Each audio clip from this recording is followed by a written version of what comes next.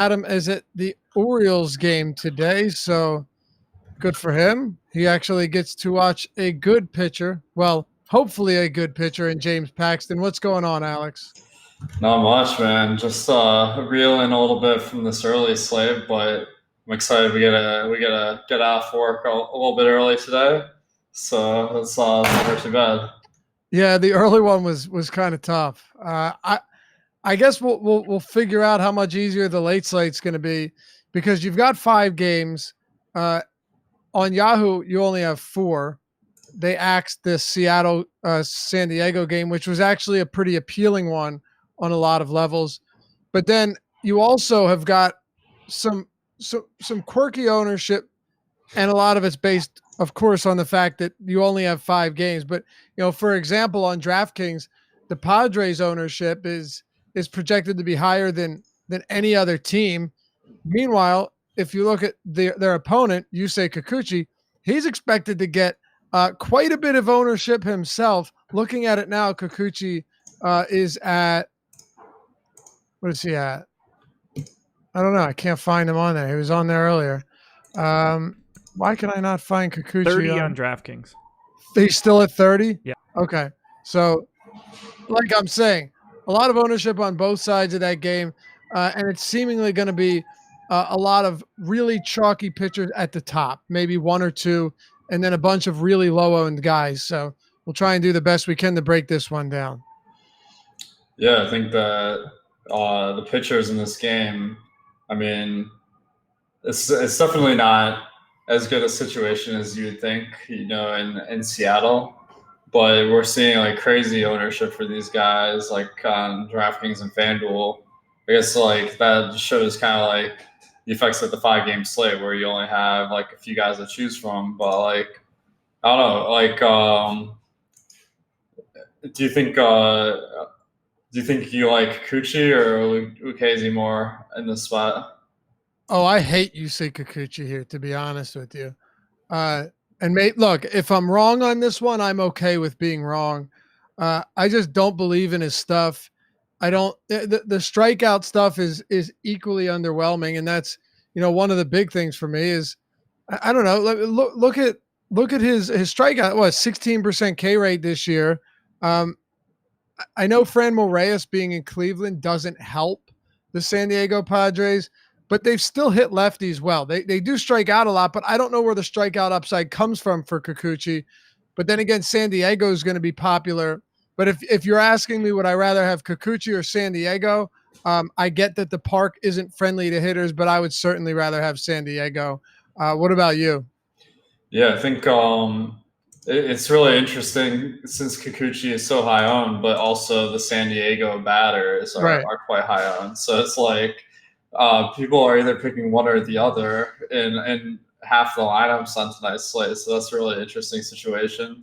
I can see why people would end up on Kikuchi on DraftKings because, I mean, as he said, it's kind of a rough spot, but he's 5K, and that's the bottom line. When you add up all the factors, since my projections are free, I can give out the projections today. 9.5 on DraftKings for 5K. That's just a little bit lower than your average points per dollar, which is about 2. So, I mean, you're only giving up 0.5 points in projection compared to an average lineup to go for them. So I think it makes a lot of sense if you need a 5K pitcher to just put them in and pray. I mean, there are a couple of easy strikeouts in the lineup, like Tatis and Myers, both around 30%. Hedges is also high. All in all, I have them for four and a little bit more than 4 strikeouts. So that's not exactly inspiring, but it might get the job done at 5K. Yeah, not the most encouraging projections, but I guess when you match, I mean, look, Glenn Sparkman. If you're asking me, would I rather play Kikuchi or Sparkman? I'd rather play Kikuchi. John Means is facing New York. I mean, is it possible that there's some avenue to a decent performance from him? Sure, but he's 2,000 almost more than Kikuchi on DraftKings. So I understand where the ownership's coming from. I just think it's a difficult matchup too. So it's really like you said, it's just the fact that there's nobody else down there and he's cheap, but that's it. Yeah, I think. I mean, obviously, Casey, way better pitcher, and actually on FanDuel, he's super cheap at 7,300. So yeah, he's the best value on FanDuel for sure. yeah, that's crazy. I mean, Lucchesi, a pretty average pitcher in all regards this season, but probably going to be a better pitcher in years to come. But right now, he's kind of around average. I'm kind of curious with Seattle because usually Seattle is a pitcher's park, but um, I, since it's earlier in the day, like, do you know if Seattle Stadium is it has like the is it completely enclosed or does it just have a roof? Do you know? No, I think it has the retractable roof. Okay. I'm pretty sure it does have a retractable roof. Yeah, T-Mobile Park is a retractable roof baseball park. So yeah, it retracts, and I'm pretty sure that it can close all the way. Awesome. So I'm assuming today it's going to be open. It's going to be a nice day. The game starts at 3:40 in Seattle, and it's going to be in the mid 70s, which is pretty decent for Seattle. So I think that maybe it's going to be a little bit better for batters than on a typical day. How much do you think it costs to build one of those retractable roofs? It must cost a lot because, like, you think they'd have them everywhere, but Right. they don't. Right. I mean, why is it that all of the Northeast teams, none of them have roofs? Which, I mean, I kind of like it, being out in the elements. There's something to that. It adds to the game. But yeah, you would think it would just be everywhere, like you said. I don't know. Do you think that the new parks that are going to be built going forward, like, because I know a lot of different cities have parks in the works. You think we're going to start seeing more of them, or just keep doing what they're doing? Man, that's a great question. I think it seems like people really like those open air stadiums, aside from places where it's super rainy, like Seattle.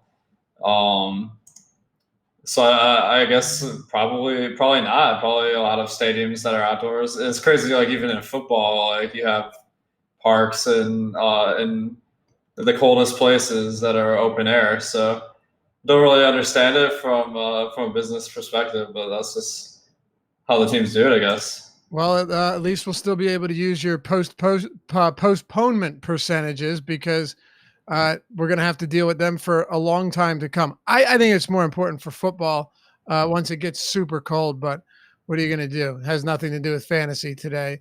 I agree with you, though, with Lucchesi. Like, he's a pretty average pitcher. There isn't really anything about him that stands out as like a super talented guy, but I do like that he's facing 4 lefties in the top 6. And the righties in this lineup that are even remotely concerning would be what? Domingo Santana and to some extent Austin Nola. It's not that imposing of a lineup, and no team strikes out at a higher clip versus lefties than the Mariners, and it's not even close. Yeah, I think that the Mariners just. I mean, Tim Beckham just got suspended for 80 games. He wasn't even that good to begin with, but I did notice, like looking back, that his ISO this year, like it went up like 100 points or something. And I'm assuming that one of these guys at the bottom of the order, Tim Lopez, is that who's replacing him on a regular basis? Yeah. Okay. The bottom of this lineup is, well, the 5 through 9 is Murphy, Kyle Seager, Austin Nola, Tim Lopes, and Keon Broxton. Yeah, you gotta like that. Like especially Murphy and Broxton. I mean, those are some good. They have some good fantasy characteristics with like power and stolen bases, but these guys strike out at some of the highest rates in the league. I have them both projected for around 38% strikeouts. So if Lucchesi faces them a total of 5 times between the two, that would amount to like two whole strikeouts with just 2 out of the 9 batters in the lineup. So you gotta like that. That's got to be Lopes and not Lopez, right? I have no idea. I mean, like, I'm sure that someone in chat who is an expert on the pipelines for these different teams will come in and comment here. I guess we're talking about EMAC. Yeah. I'm assuming EMAC will know. All right, so let me ask you this then. Do you like Lucchesi quite a bit here? And what about the Padres bats? I've already mentioned what I think of the Padres hitters. They're definitely going to be popular, but they also, as far as a value standpoint, I think they're on DraftKings the top value according to your top stack tool. So it's kind of a give and take situation with the Padres. Yeah, I think the top value stack is really kind of one that I try to shy away from because everyone goes to them. Yeah, it's like the easiest lineup to make in DFS is right. You plug in a projection, you click optimize, maybe you set some stacking, and no matter how you change your settings, if you up the randomness, you up the uniques, you're going to end up with a really heavy dose of Padres. And it is a really good spot. I mean, the Padres are a team with a lot of young, talented guys. Today's lineup, despite the fact they traded Franmil Reyes, I have them projected for a lot of power, 20% ISO compared to 17% on average across the league. And there's no one on this lineup that doesn't hit for power at all. I mean, a couple of guys are slightly below average, but there's definitely potential for some huge performances. Even Austin Hedges has some decent power at the catcher spot.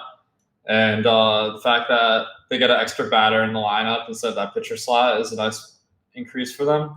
And I can see how they ended up with this 5.7 team total. I mean, given that Kikuchi is kind of a below average pitcher, it's a day game, and I mean, they got a lot of talent. So that's a really encouraging team total when you're trying to stack a team. Don't you think that's what kind of makes this an interesting value stack? Because usually when you see these top value stacks, it's the Giants or the Marlins or the Tigers or the White Sox, right? It's teams that are providing value from a point per dollar or just a salary relief standpoint, but they're not actually good. They don't actually offer a lot of power. The Padres, they're not great, but they do have a lot of power scattered throughout their lineup. So I guess if I were ever to say, okay, I'm willing to go to one of these higher value teams, I'm at least okay knowing that it's a team that has a lot of pop. Absolutely. I mean, I think that I've gotten burned so many times with the Giants, so it's like there's kind of a negative association with those really good value teams, and this is way better situation than the Giants are when they're chalky, since they have so much more talent on this team. But still, I mean, time and time again, we see teams that are in the greatest spots of all time, like Dodgers in Coors Field, and then they'll put up one run and have average of like 15 to 20% ownership. Yep. What I just did is I plugged in my projections into Fancy Cruncher. I set randomness in FC Pro to 125. I set a 5-man stack and I crunched, and I got 47% Padres stacks. Wow. Yeah, I mean, it's going to be hard to get away from. And wait, what did you set randomness to? I set it to 125. They have in the Fancy Cruncher Pro, they have the normal distribution. Yep. You have to set it way higher than the classic I've found. So I usually triple my randomness. Okay. So let me ask you this. You had mentioned that no matter what you do, change randomness. What did you say? I forget what else you mentioned. Uniques. I mean, you could set stack exposures, I guess. That might right. So would that be the only way you would be able to get around this, or is there something else that you do in order to, possibly get less Padres? Would it be sorting from lowest owned, or is there anything you can do? You can tell the viewers. Absolutely. I think one really big change that Fancy Cruncher made in their FC Pro that really affects more novice players than pros is you can sort by ownership. So what I recommend people do that's similar to my process is you sort by projection when you run your crunch with a bunch of randomness on stacking. You delete the lowest projected lineups simply because they don't have the upside necessary to really win money in the long run. And you also delete the highest owned lineups because there's so many similar lineups in that region of ownership that you're just going to have the same build as too many other people. It might not be exactly the same lineup, player for player, but it's going to be a lot of like 2-offs, 1-offs, and that makes it a lot harder to win a tournament. It's funny. I've been doing that recently. So basically what you're doing is kind of finding the medium there. Like you're getting rid of the lowest projected ones. You're also getting rid of the highest owned ones and finding that middle area where you think is the best, I guess. Absolutely. I think that's really the balance you're trying to strike as a GPP player. Like I kind of boil it down to 3 factors, like the projection, the ownership, and the correlation. On a 5-game slate, the correlation is another factor you have to consider because if you're just putting out 5 threes on DraftKings and 4 4s on FanDuel, when you have this few teams, that limits the flexibility you have when you're building your roster. So maybe when you add that one-off, it allows you to have a higher projection or a better ownership distribution. So it's really balancing all these 3 factors, and it's easy to do 2 of those a fancy cruncher, and then you kind of have to use some judgment on the 3rd factor, the correlation, like what stacking schemes you're going to run out tonight. Right. Awesome stuff. Yeah. And the Fantasy Cruncher add-on can be found at awesomemode.com if you haven't checked it out yet. Get 50% off your first month too. Use the code Deeper Dive, one word, all one word, Deeper Dive. Get 50% off your first month. The ownership, the projections, the top stack tool. You have the Fantasy Cruncher add-on and a whole lot more. So after the show, be sure to check it out. Yeah, that's good stuff though, man. And I think it's something that, a lot of us would struggle with to understand, where is that medium and how do I know if I'm doing too much and just overplaying my hand and making mistakes. So let's move on then. Talk about Baltimore and the New York Yankees. We've got John Means and James Paxton. Paxton getting, a ridiculous amount of ownership and, rightfully so. Even though he hasn't been phenomenal whatsoever since returning from the IL, he still has a swinging strike rate around 15%. His contact rate is still very low. Like there are things about Paxton that are still encouraging, and he has the lowest xFIP on the slate. It's not a big surprise. Highest K rate, and Baltimore against lefties has struck out at a very high clip. So is there any reason to say, you know what, I don't want to go to Paxton here today, or do you just eat the chalk here, understanding that it's not a great pitching slate and he is a good pitcher? Yeah, I think it's easier to eat the chalk here because, on Yahoo, his ownership is particularly high because he's super cheap at 40, probably a lock in all formats. On FanDuel, Lucchese is kind of a better value, so you can get away from him. On DraftKings, it's kind of the middle ground. But if there's one thing Paxton does well, is getting the strikeouts. He's at 30% over the year, and as you said, this Baltimore team strikes out a good amount. Yep.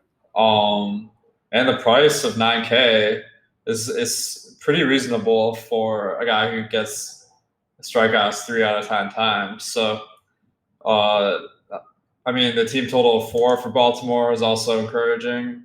So I think there's a lot of factors here that lead to Paxton. And,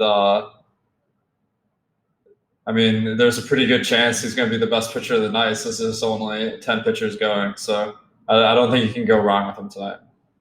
Yeah, I think it's this. I think the same thing. On a bigger slate, given Paxton's recent track record, I don't think either of us would have the hardest time saying, all right, you know what, I'll try and find someone else. But it's definitely more difficult to do on this slate. And, all in all, Paxton is a good pitcher. Now, John Means is pitching for Baltimore, coming off a short stint on the IL. He really hasn't been bad, but it's a short slate, and the Yankees, of course, are one of the most potent offenses in the game. The lineup today, though, is, I mean, it's not that pretty. You've got Maben, Gardner. I always struggle with this one. Kyle the catcher, and then you have Mike Talkman and Valera down there at 9. I mean, what Breivik, Valera? This is not great. And Urshela is not a bad hitter, but he's batting third. Just to put this in context, my God, Alex, you don't have Stanton, you don't have Hicks, you don't have Torres, you don't have Luke Voigt, Encarnacion. You don't have Greg Bird even. You don't have Gary Sanchez. Like, these are all guys that have gone down and been down or recently hit the IL. And talk about a gutted team compared to the guys that are on the injured list right now. Yeah, I mean, you gotta like that as far as pitchers as go, but I mean, John Means is a guy who, even despite that, I'm not super enthusiastic about. Oh, I'm not suggesting rostering him. What I'm saying is normally the Yankees against John Means would be really, really nice. Do you like them as much as you normally would today? So they do have a team total of 6.5, despite all of the injury woes that you mentioned. Second on the slate to Boston. So, I mean, they're definitely one of the top stacks of the night. Let me update here. So, even despite like the fact that Gardner, Higashioka, Valera, Maben, I mean, none of these are good players. Like the fact that they have guys like Judge and Gregorius, who's much improved this year. They still, as a team, in my model, have above average on base, but above average ISO. They bat for a high batting average. So, I mean, as a team, I can see why they're still projected to do really well tonight. I mean, especially with Means as the matchup. And given that so much ownership is going to the Padres, who are a little bit cheaper, I think that the Yankees probably are. Sorry, I'm a little disorganized. The Yankees, on my tap stacks tool, 20% chance of being the top stack and only 8% ownership. Yeah, which has come down considerably throughout the day. That is a huge difference there, especially considering you've got, I don't know what, San Diego with 11% top stack probability, and what are they at, 19% ownership or around that? So that definitely makes a difference, and I don't disagree. Well, we'll get to. Is there anything I have to ask you this because it is a short slate? Like, do you have any interest in Baltimore today, given that they are going to run out, or they are running out a bunch of righties? Not to say that these guys are particularly good, but most of them are pretty cheap. And Paxton is going to be like 60% owned. Is there anything here that you think is necessary to talk about? I mean, I think that on a 10-game slate, like, you could end up. There's a very good chance I'll have like a stack of each team, but Baltimore. If I had a bottom stack tool, they would definitely have the highest chance of being top stack. What the worst part about it all is they're not even that cheap. I mean, on DraftKings, a lot of guys in the 4Ks. On FanDuel, I'm seeing a lot of bad value, as well as Yahoo. So it's not even like you're getting a bargain on these guys versus Paxton. So I don't really see much reason. I don't see any reason to go there, honestly. Like, what is your approach here? No, I mean, I don't see a whole lot of reason to go there either. I just, there's 5 games. We got to talk about every team. I guess if I were to make any argument in favor of maybe looking at one of these guys, is that Paxton has struggled with home runs this season. Mm-hmm. And, Camden Yards is certainly not a bad park for opposing hitters. 2.15 home runs per 9 with a 2.59 ISO allowed to righties this season, which is, I mean, God, it's really high. I think it probably comes down, and he's a better pitcher than that for sure. But I don't think it's crazy to look at somebody like Trey Mancini and think that he could be a solid play today. But another thing is, you're right. Not all of them are that cheap. Only a couple of them, and the ones that are cheap don't really have much power. And I'd be looking for power here. Yeah, I think if you're looking for power, you got to consider Renato Nunez. Yeah. He's got as much pop as Mancini. He's a little bit cheaper, and especially on FanDuel where he's 2,900, that could make a pretty nice one off. Yeah, agreed. Okay, Pittsburgh, Milwaukee.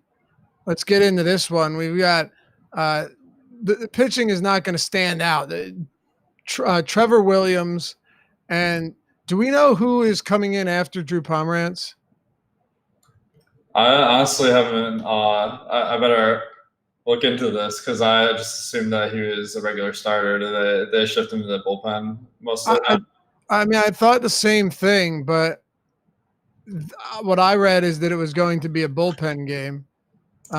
He pitched one inning out of the bullpen on the 5th. He's pitched 1 inning out of the bullpen on the 2nd.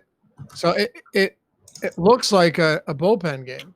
Yeah, I'm glad you're pointing this out, man, because that's one thing I didn't double check in my projections. So obviously you don't want to play him in this situation, given that he appeared out of the bullpen 2 days ago. Like that means he is definitely going to pitch only like an inning or two.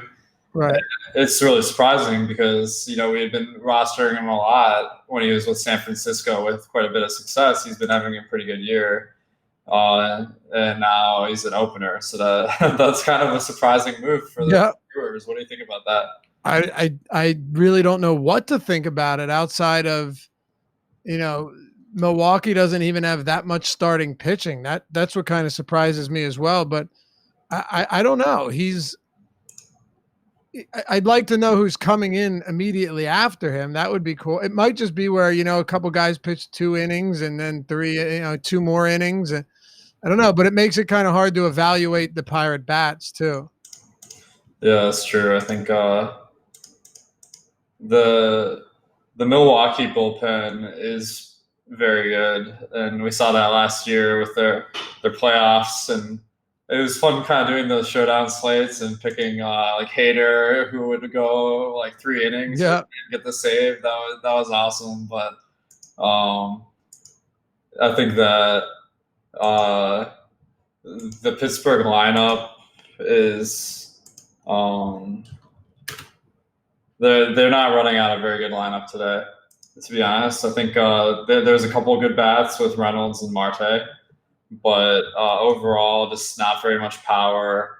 They got some really dead spots in the lineup with Stallings and Reyes at the bottom. So I don't think there's a lot of reason to be enthusiastic about the team. But I think the prices are pretty decent on some guys. Are you ending up with any Pittsburgh? I wasn't, just because I was still trying to figure out what was going on with pitching here, whether we got a lefty or a righty. I don't know. Some of I don't know what the prices on DraftKings are high. I mean, Marte 54, Reynolds 49, Ozuna's 49, Bell's 40. So actually, Bell's not in the lineup, but Ozuna 49. So that makes it kind of tough. Maybe on other sites they're more expensive or less expensive, but it kind of just feels like, and we haven't even gotten to Boston yet. It feels like there are even on a short slate, there are several teams that make for really good stacks. Yes, they'll have ownership, but I still think in terms of just the top stack potential, like Boston and New York have so much of it tonight. Yeah. Pittsburgh is coming in around 6% for my top stack of the night. And the ownership is right around there as well, which is surprising given that the prices are high on some of these guys. I think it's kind of interesting that on the 3 sites, one of the really popular players is Pablo Reyes. We haven't projected for the mid 10s in ownership on each site. This is a guy who across 48 plate appearances or across 50 this year, he has 20% on base and 7% ISO. I mean, You can't really like that. Crazy. That's terribly bad. Yeah. So I think this is one spot where the top stack tool doesn't really tell the whole story. I think because uh, the team ownership is being buoyed by this one guy who's not even an essential part of the stack. So I think it's not a perfect tool, but if you do some in-depth analysis, you can kind of find some areas where you might get a stack that's really low owned with a couple of one-offs that you can avoid that are high owned. And this could be a situation tonight where it could be a pretty contrarian stack, and they have a 6% chance of being the top stack, and that's not too terrible tonight. No, I guess not. What about Milwaukee on the other side? I think the Trent Grisham is really standing out for me. He is super cheap and leading off, 3,200 on DraftKings. He's 2,500 on FanDuel, 13 on Yahoo. One of the most popular players of the slate too, but pretty solid prospect who does it all. He hits power, he steals bases. The lineup spot's really good. The team total 5.5 is pretty solid, and I think he makes a really nice cash play or GPP play. And then the rest of the lineup filled with some pretty good power bats. I mean, you got Yelich, Grandal, Hira, Moustakis. So I think you gotta like their potential tonight. Yeah, Trevor Williams too he's better against righties, but he's still giving up a decent amount of power. Lefties have tormented him this year. He doesn't miss any bats whatsoever against them. And the Milwaukee Brewers are a pretty diverse lineup. Like you mentioned, Grisham, that's a really appealing spot. Grandal, Moustakis, Keston Hira, Eric Dames. It's a pretty scary lineup, and it doesn't even have Christian Yelich in it. Yeah, my bad. I mentioned Yelich, but he's not in the lineup tonight. Oh, I didn't even hear you mention it. I just noticed right now that he wasn't in it. It's a little bit surprising, but back injury. It stinks because that was going to be my home run pick of the night. Oh yeah, that probably would have been a good one.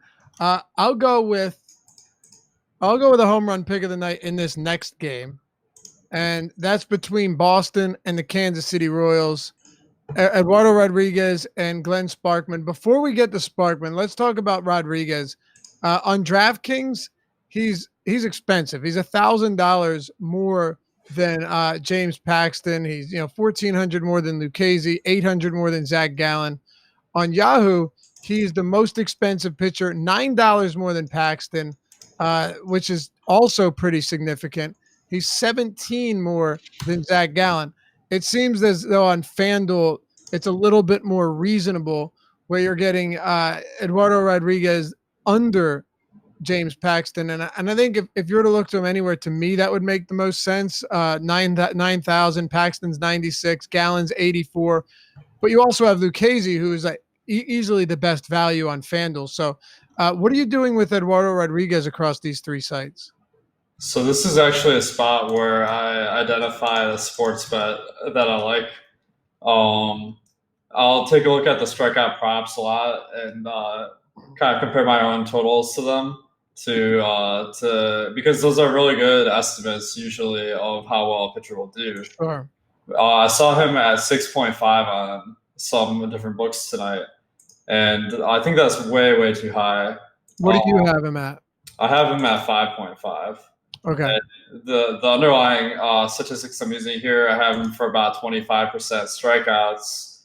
This matchup versus the Royals is not that good for striking out batters because they only have 3 batters that are above average strikeouts with Dozier, Soler, and Ryan O'Hearn.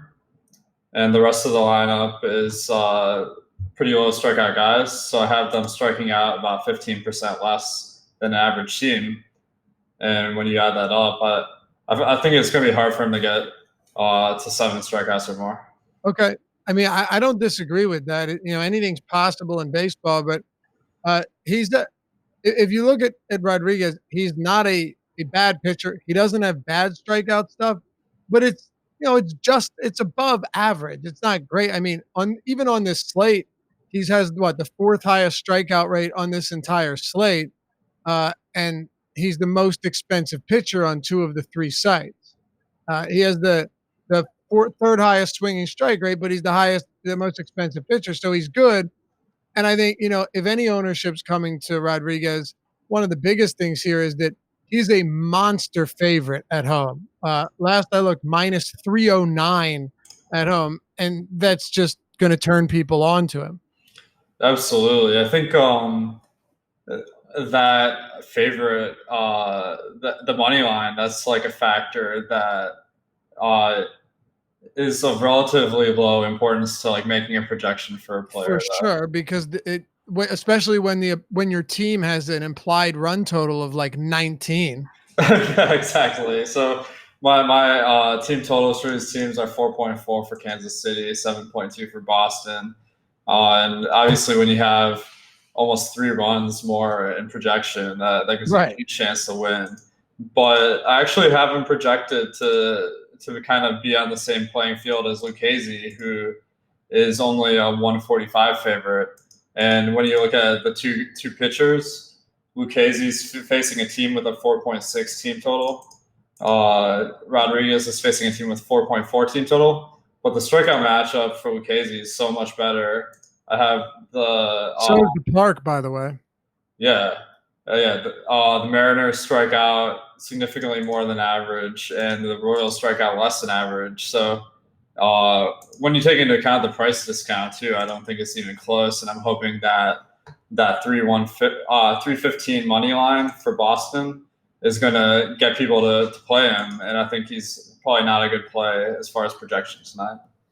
I do not disagree. We will find out, but it's hard to pay 5 figures for Rodriguez on DraftKings. And on FanDuel, I don't think it's a bad price on FanDuel, but you just pointed out Lucchesi's $1,700 discounted from him. So if we have him that close in terms of projection, then why not just go to somebody like Lucchesi? By the way, you mentioned projections free today, right? Yeah, every Wednesday we have the projections free. So make sure to follow our social media so you can, if you're a free member, you can keep up to date with what we're offering on that day as far as our free premium stuff. For sure. And I mean, you can obviously follow your personal Twitter handle at AwesomeODFS. Mine as well, Laffy_D, LOUGHY_D. It's a tough one, but Awesemo_com is the Awesemo.com handle where you can find all of the giveaways, all of the news, and all the other great stuff that's happened over there at Awesemo.com. So check out Awesemo_com. That's the handle Alex is referring to. Boston bats against Sparkman. Sparkman's been a lot worse against lefties. And, a lot of times these splits aren't all that important, but with him, it's like unbelievable how much worse he's been against lefties. I mean, a 300 ISO in more than 215 batters faced. Lefties or righties haven't been terrible. They have a much higher X-ISO, X-WOBA than his actual rates, but lefties have been really great. I don't know if that does anything for you or if you just love this team as a whole, but my home run pick, you mentioned there's going to be Yelich. I'm going to go with Rafael Devers here, batting second for Boston. Nice, man. I like it. I mean, his ISO this year, 25%. That's awesome. Yeah, not bad. Yeah, batting second in the order, going to get a lot of plate appearances. And one thing that's underrated is when you have a team that's expected to do as well as Boston, you have a guy who's batting second that could get to the dish like 5 times potentially, and that gives you a significantly better chance of getting a home run than on a worse team when you're batting second. What are your thoughts on the bottom of? Let me just preface this with you like the Red Sox today, right? Yeah, I mean, like who doesn't, right? I mean, this is the park is great. It's going to be 80 degrees in Boston. They hit for average. They get on base almost 15% more often than an average team. The power is 20% better. and 7 out of 9 of the batters have above average power in the lineup today. So I think, I mean, the factors are all go here, especially, I mean, Sparkman, xFIP of 5.5 going into a really tough park. You gotta love it. So this is what I wanted to ask you. What are your thoughts? And you just mentioned 7 of the 9 have above average isolated slugging. I'm assuming Brock Holt and who would it be Bradley that doesn't? Because well, actually, power's not that bad. If you're going off this year's numbers, it would be Bradley. But with my metrics, I have Vasquez as he's been having a great year for power, but I don't expect that to really be sustainable for him in the long run. So what do you think of the bottom of this lineup? Because I'm actually kind of interested in Jackie Bradley to get away a little bit from maybe the ownership. I can't imagine he's going to be that popular. Yeah, I mean, the crazy thing is he actually is getting 10% ownership. Wow, so like that's crazy. It's funny, man. Like a few years ago, this guy was hitting 2 or 3 home runs a night out of the 9 holes. So I can see for a good 3 weeks. Yeah, that was amazing. And the bottom of this order is almost as good as the top of the order for the Royals. So I mean, you gotta love it. I didn't think he'd be. I mean, double-digit ownership, man. That's all right. Well, I still think Jackie Bradley's a fine option all the way down there. But who are your favorite bats from Boston? I think Betts. I mean, it's a little bit easy to just be like, oh yeah, the best batter is Mookie Betts. Yeah, and then it's like it nailed it. I mean, he's like one of the most expensive, but like for fantasy, this guy is off the charts. Yeah. Not getting as good power as in previous years this year. But the thing with the guy with Betts is if he doesn't hit for extra bases, he has the ability to steal some bags, so it kind of counteracts that. And he gets on base 39% of the time over the year, 21% ISO. I mean, like, how can you not love him? Yeah, no question. I mean, I like this whole team, but like I said, some of these lefties, I don't mind Mitch Moreland. I like Benintendi. They're very expensive, and I think this is where a lot of that Kikuchi ownership is probably going to come from. Absolutely, I think that's a really good point, because if you have Kikuchi, you're spending on bats, and there are 2 obvious spots. There's the Yankees and the Boston Red Sox.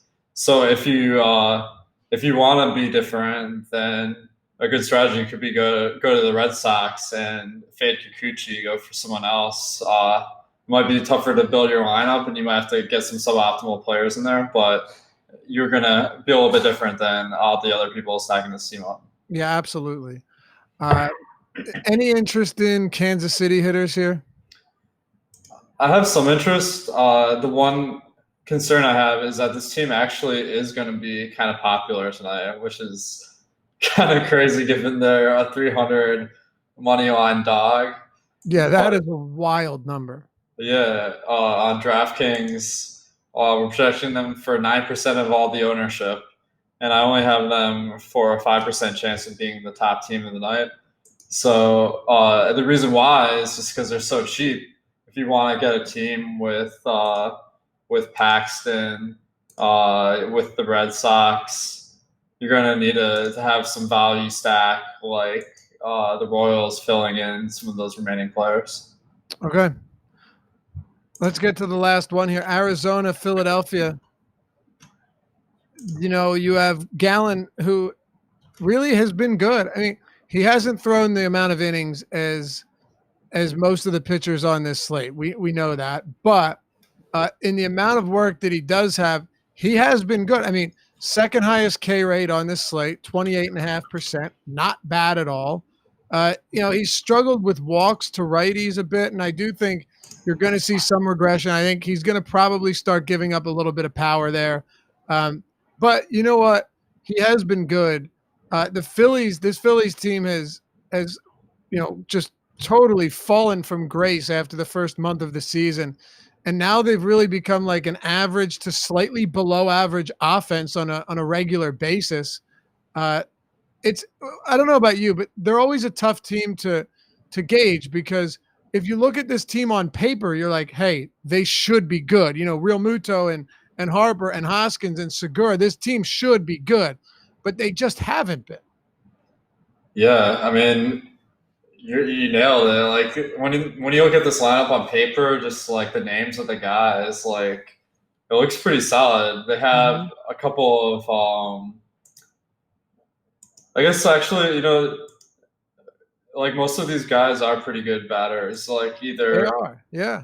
yeah, But they can't string runs together. And I know it just sounds like anecdotal, but they don't. I don't know. It's a very strange team. Yeah, I think when you add it up, like their lineup today, we haven't gotten one, but it'll probably fall in that range you said, about average. And I think a lot of their stats, like their power, have been projected for about average power, a little bit better ability to get on base, about average striking out, and that's kind of disappointing for a team that's really spending a lot of money to get some high salary players in there like Harper. So the matchup today is particularly.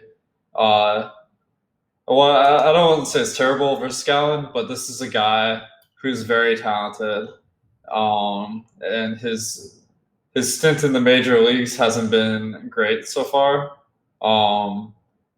But his performance in the year, like taking into account AAA, has been really good, especially from like a fantasy perspective.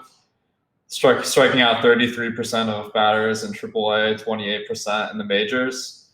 So I think it's fair to say this guy, if he can keep up that level of strikeouts, he's going to be a pretty good pitcher. So I think I can see why Arizona is favored today a little bit over Vargas and the Phillies. I actually thought the Diamondbacks would be even more popular than we're projecting them to be because they're, as a team, they're not that expensive. And lefties, they've just butchered lefties all season long. I don't know. I think it's a pretty interesting spot for the Diamondbacks. Where are you at here? I like it. This is. I think one thing that really stands out to me about the Diamondbacks is like they're priced about right.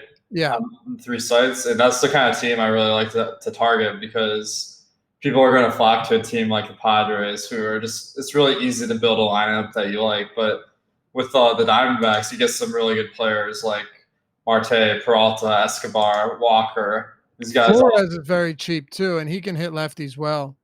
Yeah. So I think you get some really good players. The price tags are not that easy to build a lineup around, especially if you want to go for some good pitchers. So it's going to be a question like you're going to have to pick some guys that are more contrarian.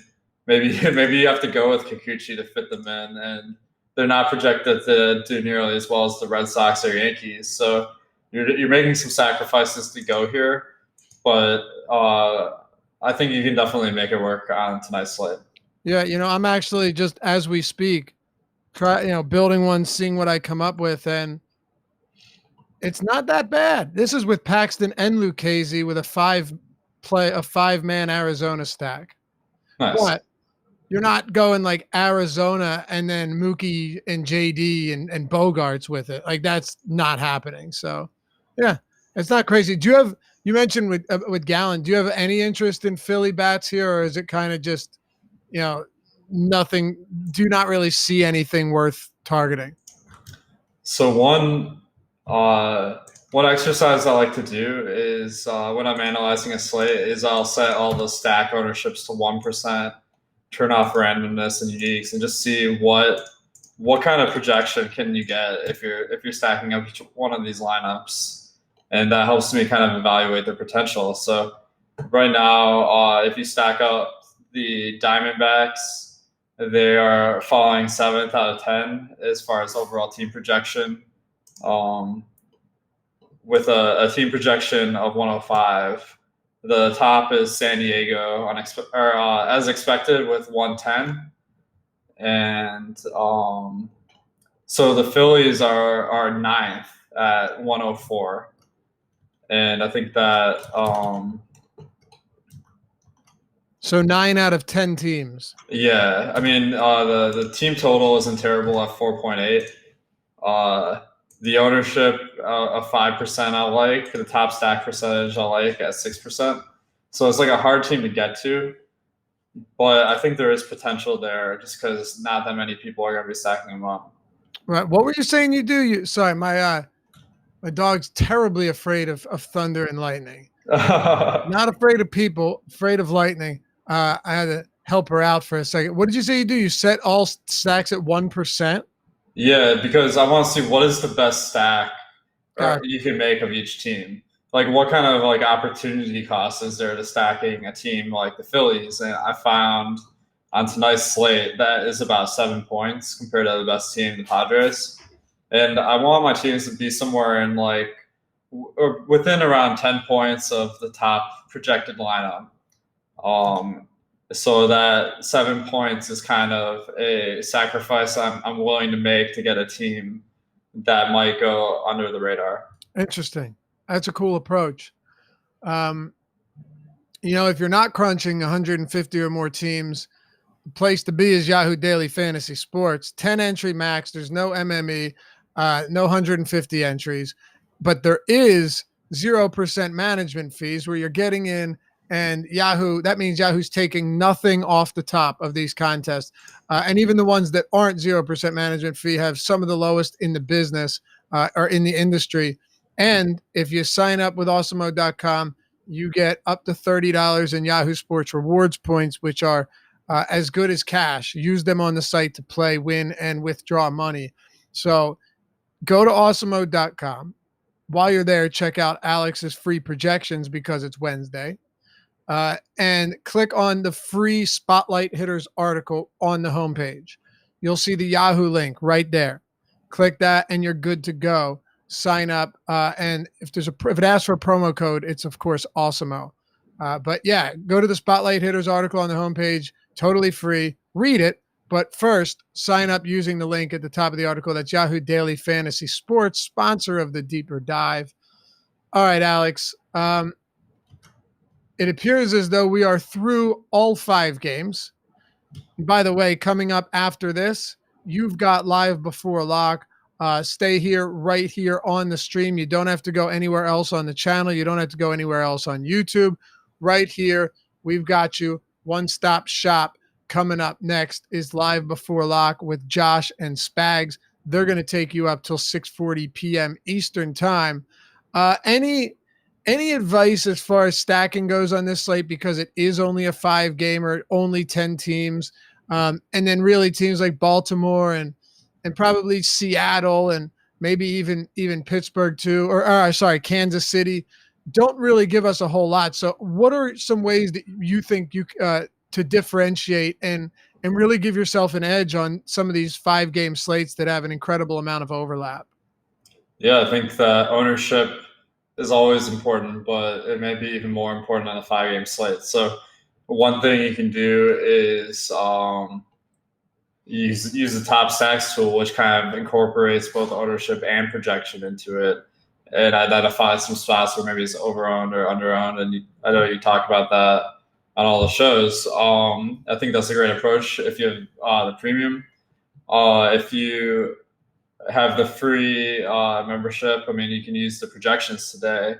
And I suppose if you have Fantasy Cruncher, you can use that as well. But my advice is you want to make some plays that are a little bit suboptimal from like a value and projection standpoint. So like we identify the Padres, like they're all super high value, and that's not going to really help you win a GPP because you're going to have the same lineup as so many other people. So you want to find some players you like that are a little bit lower value. The value is probably the thing that corresponds to ownership the most in DFS. And one thing I found a lot on recent slates is like you have teams like Boston and New York that just immensely talented, but when the prices are high, you have to make a lot of sacrifices to get to those teams. You're going to have to get like a guy like Kikuchi in your lineup, or you're gonna have to fade Paxton or something like that, or just pick some batters that are cheap but not that good, and you can get an advantage that way, because people who are just trying to make the highest projected lineup, they're not going to end up with enough of these teams that, as a collective, have a great chance of being the stack of the night. All right, good stuff as always, man. It's valuable information to all of us. This has been the Deeper Dive. Alex, you'll be back with us on Monday, Tuesday, and Wednesday. And Adam and I will be back with you tomorrow and Friday. Live Before Lock with Spags and Josh is coming up next right here on the channel. Before we head out, we ask that if you like the show and you want to see more, hit us with a thumbs up, like the video, subscribe, and hit that notification bell as well. It helps us out a lot, and it helps to support the channel and the site, and we greatly appreciate it. You got anything else before we depart for the day? Yeah, just thanks everyone for watching. Laffy, I mean, you asked me what my biggest tip is for tonight's slate. I gotta throw this back on you. What advice do you have for all of our viewers out here? Don't play Yusei Kikuchi. I mean, you could. Here's the thing. He has 5 or fewer strikeouts in 21 of 23 starts this year. Like, that's a really bad number. Now, I'm not saying good things can't happen. We saw what Sparkman did when I talked shit on him. Well, we all did a couple of weeks ago. So it's possible. But, I mean, he has just been a very, very low upside and low floor, low ceiling pitcher. And I have respect for this San Diego offense. So, I don't know. I think it's a really, really tough spot for him. Maybe the only saving grace would be the park. But that's about it. Last thing before we go, I wanted to ask you about this. Milwaukee ownership is high. Arizona, San Diego, Boston, they're all in the double digits. If you had to pick, and kind of following up on the last point that you just made, if you had to pick one team tonight with low ownership relative to the slate, of course, we're not going to get like 1% owners. If you had to pick one team with low ownership, who would it be? I think the Yankees are particularly under-owned, but since there's such a high projected stack, I'll go a little bit deeper. And I think the Phillies, we just talked about, it's a little bit harder to get to them, but it is a team with some firepower, and they're not going to stand out as an excellent play in any factor other than ownership. But sometimes it's enough to get it done on a short slate. All right. How about you? What stacks are you keying in on? Yeah, I don't know. I keep it's really not a good idea. I keep coming back to these Paxton home run problems, but I don't see it happening. I thought Milwaukee would be less popular. Really, it's unfortunate because all the teams that I really like here are pretty popular. Usually we can find some stacks that we really like each night that aren't popular. But I like Arizona a lot. I love Boston. I like Milwaukee. I like San Diego. So if we had to pick one of them, I think you're right that the Yankees are way too low owned, but it probably would be Philadelphia. And the reason being just that while I do think Gallen is good, I also think there's some regression lurking around the corner, and his xFIP is higher than is a lot different than what his ERA states this far. So I'm probably with you on Philly. And that is basically meaning that Baltimore is going to score 12 runs today, and I'm going to have none of them. So we'll see. It's been fun. We'll be back with you tomorrow on the Deeper Dive. Josh Engelman, Chris Spags coming up next, live before lock. We'll see you back here tomorrow. Good luck tonight.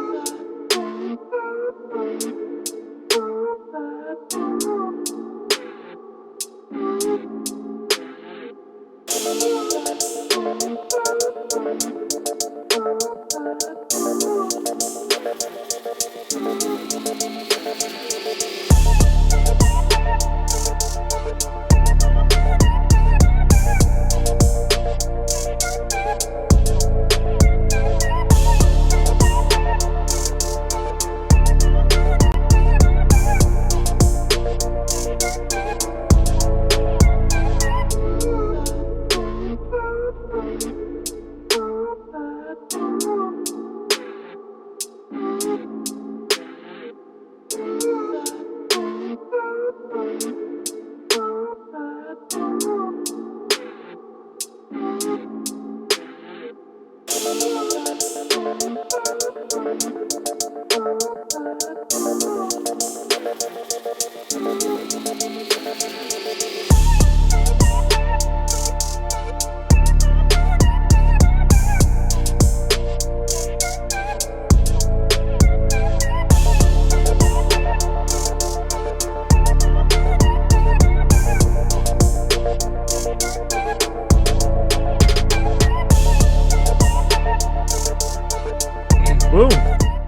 Live.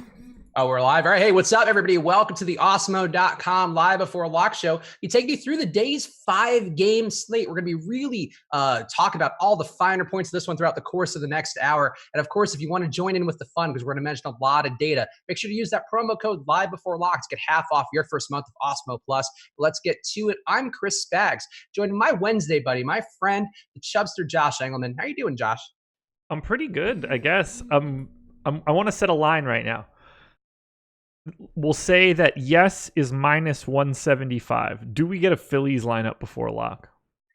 It is the one thing that's left. Yes. So every lineup is out. I'm going to say yes. I don't even know, like, is anybody hurt? Like, why is it not out yet? Because they don't play till 9:40 and it's 5:30. Do they not know that we're trying to do a show and fill an hour?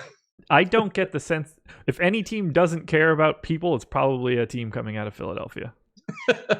That is a fair point. Hopefully Laffy has his fingers in his ears for that one. He already turned this off. I would like to pretend he kept it on to support the boys.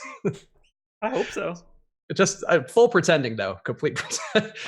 I would just bet on it being an accident. You know what? I'll take that. I'll take a happy accident at any time. But I guess let's go through the pitching here because Sure. let me make sure I got the most recent ownership because we just are doing a quick turnaround here. Oh, we got an update right before the show, which is actually helpful. So let's see if we got any new findings in here. And of course, again, use that promo code Live Before Lock for half off your first month. Yeah, so let me grab that as well. I have crunches run and everything too, so I have stuff to talk about. All right, so let's do it. Yeah, you talk about what you're seeing in your crunches so far, and I should pull up the fantasy draft read as well. Yeah, I'm gonna let me just grab that updated ownership. I didn't have it as of 6 minutes ago. I was getting ready for the transition, but not that like this is going to be still chalk. Not that it's going to be changing anything all that much, you know. No, probably not.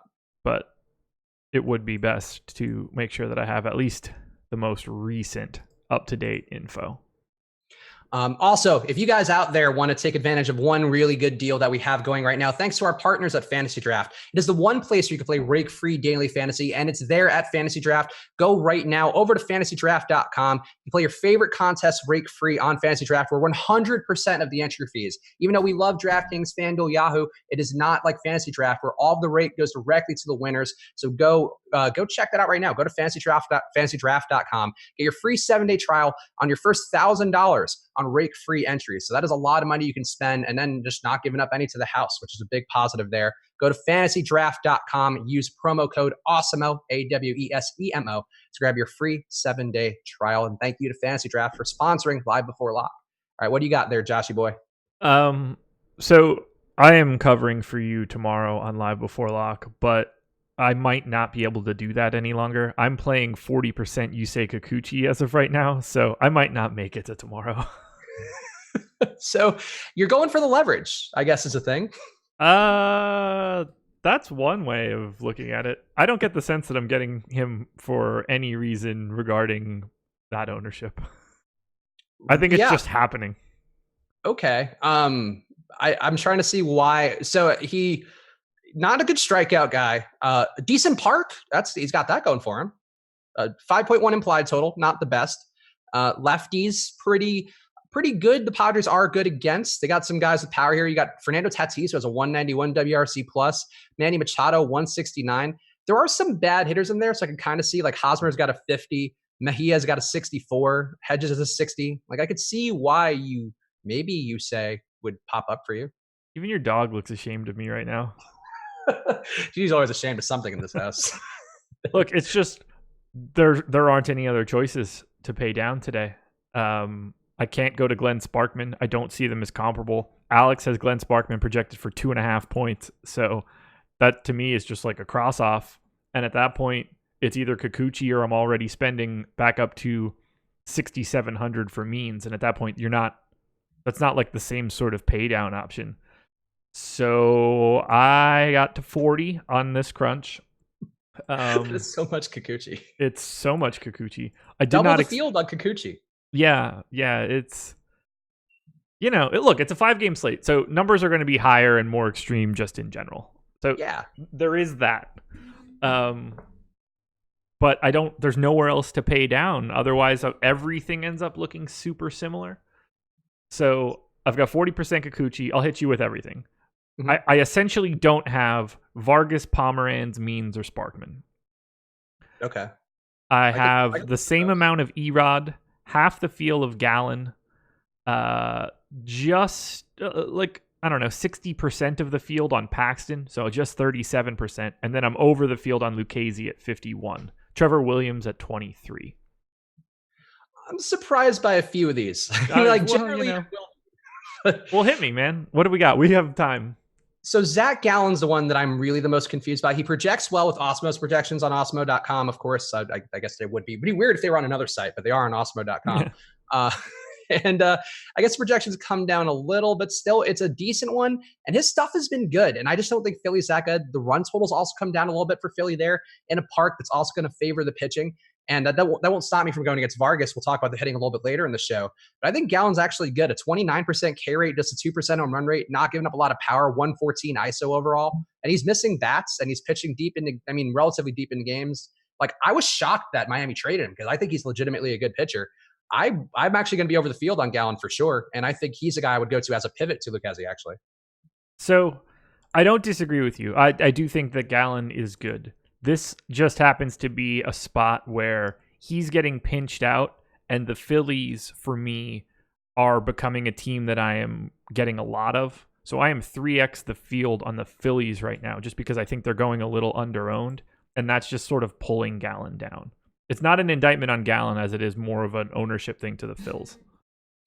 It's not a bad Phillies lineup, which I realized today, that, they did make some improvements around the edges and getting some guys in there, versus a right-handed pitcher. This lineup actually has only 2 guys under a 100 WRC plus. It's actually a 101. Only Kingery and Jason Vargas are under a 101. So I could see the logic in liking the Phillies, but I don't know, man. I just don't trust them. I feel like I never get a lot of Phillies, and when I do, I end up going what are you guys doing? How are you even a baseball team? Yeah, I have and this is mostly on DraftKings. I don't have as much Phillies on FanDuel, but on DK it's quite a bit. But massive amounts of Hoskins and Harper, 10% plus of basically every hitter. So if they go crazy, I'm in good shape.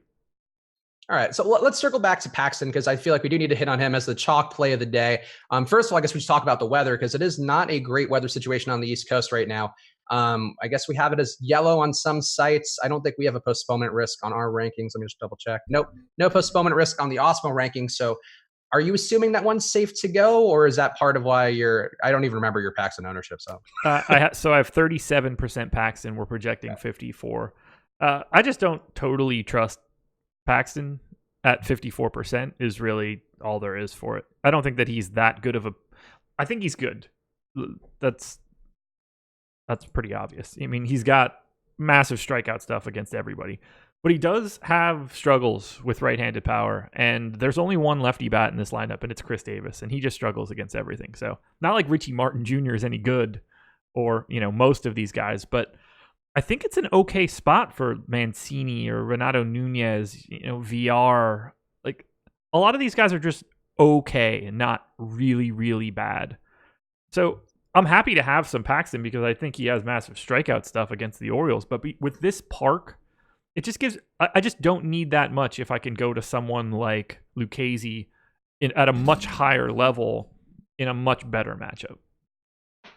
Okay, I see the logic. And, Paxton has struggled quite a bit with power on the year. He's given up a 4.3% on run rate, that 1.5 whip, also not that good. But the strikeout upside to me, 29.5% going against an Orioles lineup who has a 27.4% K rate for themselves versus left-hand pitching. Like, that's big strikeout ability. And yeah. I mean, I just feel like if there ever were a time, I still probably won't go over the field on Paxton. I'll tell you that much. I imagine I'll be at 50%. And maybe if it breaks, I'll be a little bit over, but not much. But I think if you are going to trust him at that price, this is the matchup to trust him. He didn't take a price increase. You're going against a Baltimore team who, I mean, they do have a couple guys, I agree, who are mediocre, but that bottom of the order, Wilkerson has a -4 WRC plus, Davis has a 17, Richie Martin 64. Like those are pretty bad guys at the bottom there. Yeah, so this is pretty much just because of ownership. I'm essentially just flip-flopping the public on Paxton and Lucchesi, and I think that I'm okay with that. Now, okay. Alex doesn't like Lucchesi as much, but it just kind of feels right to have those guys inverse in ownership. I don't feel bad having 37% Paxton. Like, I can still get there if something goes wrong. Yeah, I mean, and there is a big strikeout number. If we're going to talk strikeouts, obviously strikeouts are the things that you're trying to get the most in fantasy. I don't think we're breaking any new ground there.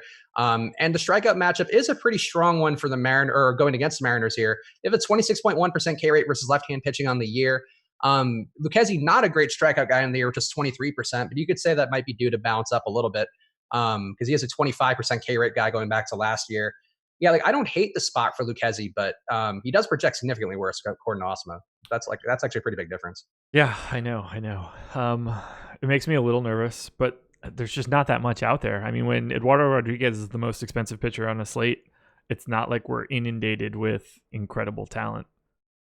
That is very true. This is not a very talented slate, and there really aren't even the guys who I love talking myself into a crappy pitcher. Like I had some Drew Verhagen yesterday, and that was I had a lot. It didn't go that well. He wasn't like terrible, but he doesn't. I think he put up like 15 or something at 5K or whatever. I think so. Okay. I mean, I would have said more than that, honestly. Huh? Yeah, I know he gave up like one run at one point, and I think I was just like, oh, he's done because he had like 2 strikeouts. Yeah, I could look. I get it. On the slate of this size too. I really don't. Yesterday, yeah, 19.05. Oh, okay. So he was really, yeah. I mean, look, that was a logical play because that White Sox lineup had nobody over 100 WRC plus, and the Seattle lineup does have some good hitters in there. I mean, not to compare those two because those are pretty different teams, but Cam Gallagher scratched from the Royals. Oh, let's not. Oh yeah, that's right. Okay, where is he? All right, I have 3% of him on FanDuel right now. I have 0 on FanDuel, so that one's not going to get a recrunch. You don't want to update your Cam Gallagher shares? I mean, I'm going to update him on DraftKings. Or pivot to whoever he is going to be in or replaced by. I'm sure it'll be somebody really thrilling. Yeah, I got to figure out what position Cam Gallagher plays. Catcher. Is he really? He's a 3K catcher, yes. No, I have no concept. I would like to know who's in there, though. Yeah, I imagine that won't be Valoria. Oh, okay. That's a player.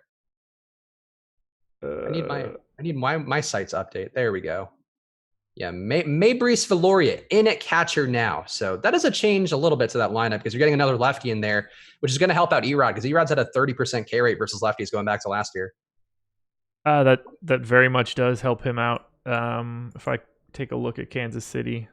Well, actually, so he gives up a little bit more. He strikes out more lefties, but he does give up a little bit more power to them as well. So yes. I guess it is something to keep an eye on. You said that, okay, so Gallagher was 3K. Valoria is also 3K. Yeah, so perfect. I can just make that hot swap when I upload my lineups. Don't let me forget to do that. Okay. Uploading and updating your lineups are both keys of the process. We'll go out on a limb here at Osmo and tell you that, in fact, you should upload your lineups. That is a very important part of the process. Yeah. I mean, it doesn't matter all that much. That game's at 7-10. So even if I don't do it at lock, it's just a 1-to-1 swap on 3% Cam Gallagher over 150 lineup. So I won't be too dead. So let's say, so the K rate jumps up a little bit for Erod for the team because Valoria hasn't had a big sample size. He's only faced 13 lefties, but a -11 WRC plus over those 13 lefties and a 46% K rate. Lisa Ann just posted a Periscope link. I wonder what she's streaming. She's probably excited about things to come with her and related to Osmo, I'm sure. You would think. You would think. I'm sure that's what she's dying for. Let's see. Trying to talk to me, I would imagine. That's what every woman is trying to do. They're just trying to find a way into that sweet Josh Engelman money. I'm not even sure that my wife likes talking to me. I get it. It's a lot of you. It's a lot of you in any given moment. If you're, it is 10 years of me. Let's talk about Eduardo though, because I think the price point for him is weird enough where he does have strikeout upside. And on a slate where you're going to have a ton of Paxton, you're going to have a ton of Lucchesi, I think he's interesting to have at least matching the field on, but I don't recall you being there. So what's your take? What? Dude, I'm literally matching the field. I have 28%, and that's what we're projecting. It's spot on the number. So yeah, I think you should match the field on him. I think was going to be my take because it's a low team total. I mean, Kansas City's really not good. They've been bad on the year versus left-handed pitching, giving up a 75 WRC plus, 144 ISO. These are the things that Erod struggles with, giving up a little power, giving up that 195 ISO to lefty hitters, and they really have none who I'd be like, oh, watch out for that guy. Yeah, I'm happy to have him. 10K for him on this particular slate is a bit of a tough sell. If he were just, a couple $100 cheaper, he would be like way more intriguing. I actually like him a little bit more on FanDuel. I'm over the field there. He's only $9K, $600 cheaper than James Paxton. See, I think for me on this particular slate, like I'm just looking for the potential upside raw points for tournaments. And I would say the projection is going to be right in line with Paxton. It's definitely right in line with Lucchesi according to Osmo's projections. So I'm willing to pay that premium, just get a little different. Like I would certainly rather go to Gallen because I think he's a better value. But I think he's Eduardo's in that mix for me where I want to have Eduardo, I want to have Gallen, I want to have Paxton, and I want to have Lucchesi, and I want to just kind of get a good mix of those guys because, some of them are going to have a bad day, but I think one of them is probably going to have an outlier day, which makes them worthwhile. I think we're on the same page here, unless, it's going to be one of those days where my boy John Means just locks down the Yankees, even though I have 30% Yankees, but we'll get to that. I'm not going to be on John Means today, and I presume you won't be much, if at all, but let's confirm that. You would be correct. I have 1% on DraftKings and 0% on FanDuel, and the Yankees are my most owned stack. It's a tough projection for Means today. He projects for slightly over 1x value, which is not going to get you there usually. Yeah, that does not mean business today. No. You know what? So the time you want to play John Means based on the sample size for him that's growing now, Showdown? If he plays it all, yes, or on like MLB The Show, I think that'd be another place to play him. But if he's going against all lefties, because he's been killing lefties, he's got a 3.2 xFIP and a 0.9 WHIP versus lefties, along with a 28% K rate. Then versus righties, that comes down a bit, 17.1% K rate and a 4.9 xFIP, but not as much power for Means, I think, as you would expect. The isolated power numbers aren't terrible. I decided to be smart, and I am updating my crunch inside of my spreadsheet so that I don't mess up the Cam Gallagher thing. Oh, look at this guy learning as he goes, improving. At some point in time, I had to improve, right? In some way, in some time, we're bound to accomplish it at some point. Let's hope so. Perfect. made all of my replacements. Refresh. Some numbers moved around, but that's okay. And all fixed. Look at that. There you go. Way to go. Now, if only you had that Philly lineup, you'd be good to go. That one's going to be a problem, man, because I do have quite a bit of Philly. So as long as they don't, it's not going to be that big of a problem, but I would prefer them to just not make any changes that are problematic. Yeah, that would be helpful if they did. I really don't know. Besides the timing thing, they don't have anybody who's questionable. I don't know who else they could even sneak in there. It would be like, oh, that guy's bound to get in there. Yeah, I have no idea. Nicholas in YouTube chat just said, I need Phillies lineup, LOL. Yeah, welcome to everybody's world. Also, are we doing dong picks at 3 now because of the timing? I don't know. Stop talking about your stupid Pacific time. 6? Are we doing dong picks at 6? Also, did Matt Chapman get a dong? He didn't. Okay. But Oakland did go for 11 yesterday. Everybody else hit a dong. Oh, did Hunter Renfroe and Guillorme had dongs? Oh, no, I just meant everybody else from Oakland. Okay, gotcha. Yeah. I was confused. I was like, wow, if Frandone caught Luis Guillorme, I think we need to. I think he barreled a ball in his first at-bat. He did barrel that, which is the worst feeling when you get that barrel alert in our premium Slack. You get barrel alerts now for whenever a player. Now everybody bitched and moaned, so I took it off. And then people that wanted it there complained again. But if I'm going to get yelled at on days where I'm not around, then I'm going with the one that's going to get me not yelled at in the future. So it doesn't exist again. Okay. It was I enjoyed it, but it was kind of hurtful. There's the MLB Barrel Alert on Twitter, which is a fun account, which tracks the amount of times that a ball's barreled by a hitter. And that means obviously hitting the ball with the barrel of the bat. And yeah, it hurts sometimes. Like I remember when who was it I had the other day? Oh, Franmil Reyes. He like barreled the ball. I was watching the game. It got to the warning track. I'm like, God damn it. And then I saw the alert on the chat and was like, what? And I'm like, oh, that's right. It just reminded me of the thing I just saw, which sucked. Dude, Jake tagged me in one, and I thought that I got the home run, and it was just like a line out or a single or something stupid. Yes, the single or the flyout barrels are the worst because I'll see them on the Twitter feed. I'm like, oh, that guy got a home run. It's like, oh wait, no, a 900-foot flyout. Oh, the singles one get me the worst. A 387-foot line drive to the gap, but he fell over between first. Doesn't matter. MLB Barrel Alert, a fun Twitter handle, even though that's not one that we run. That we could probably, I assume, accomplish that somehow. Sure. Jeremiah Johnson, YouTube chat. O's manager said John Means will be, quote unquote, limited today against the Yankees. Yeah, no kidding. John Means is limited every time he steps on the mound.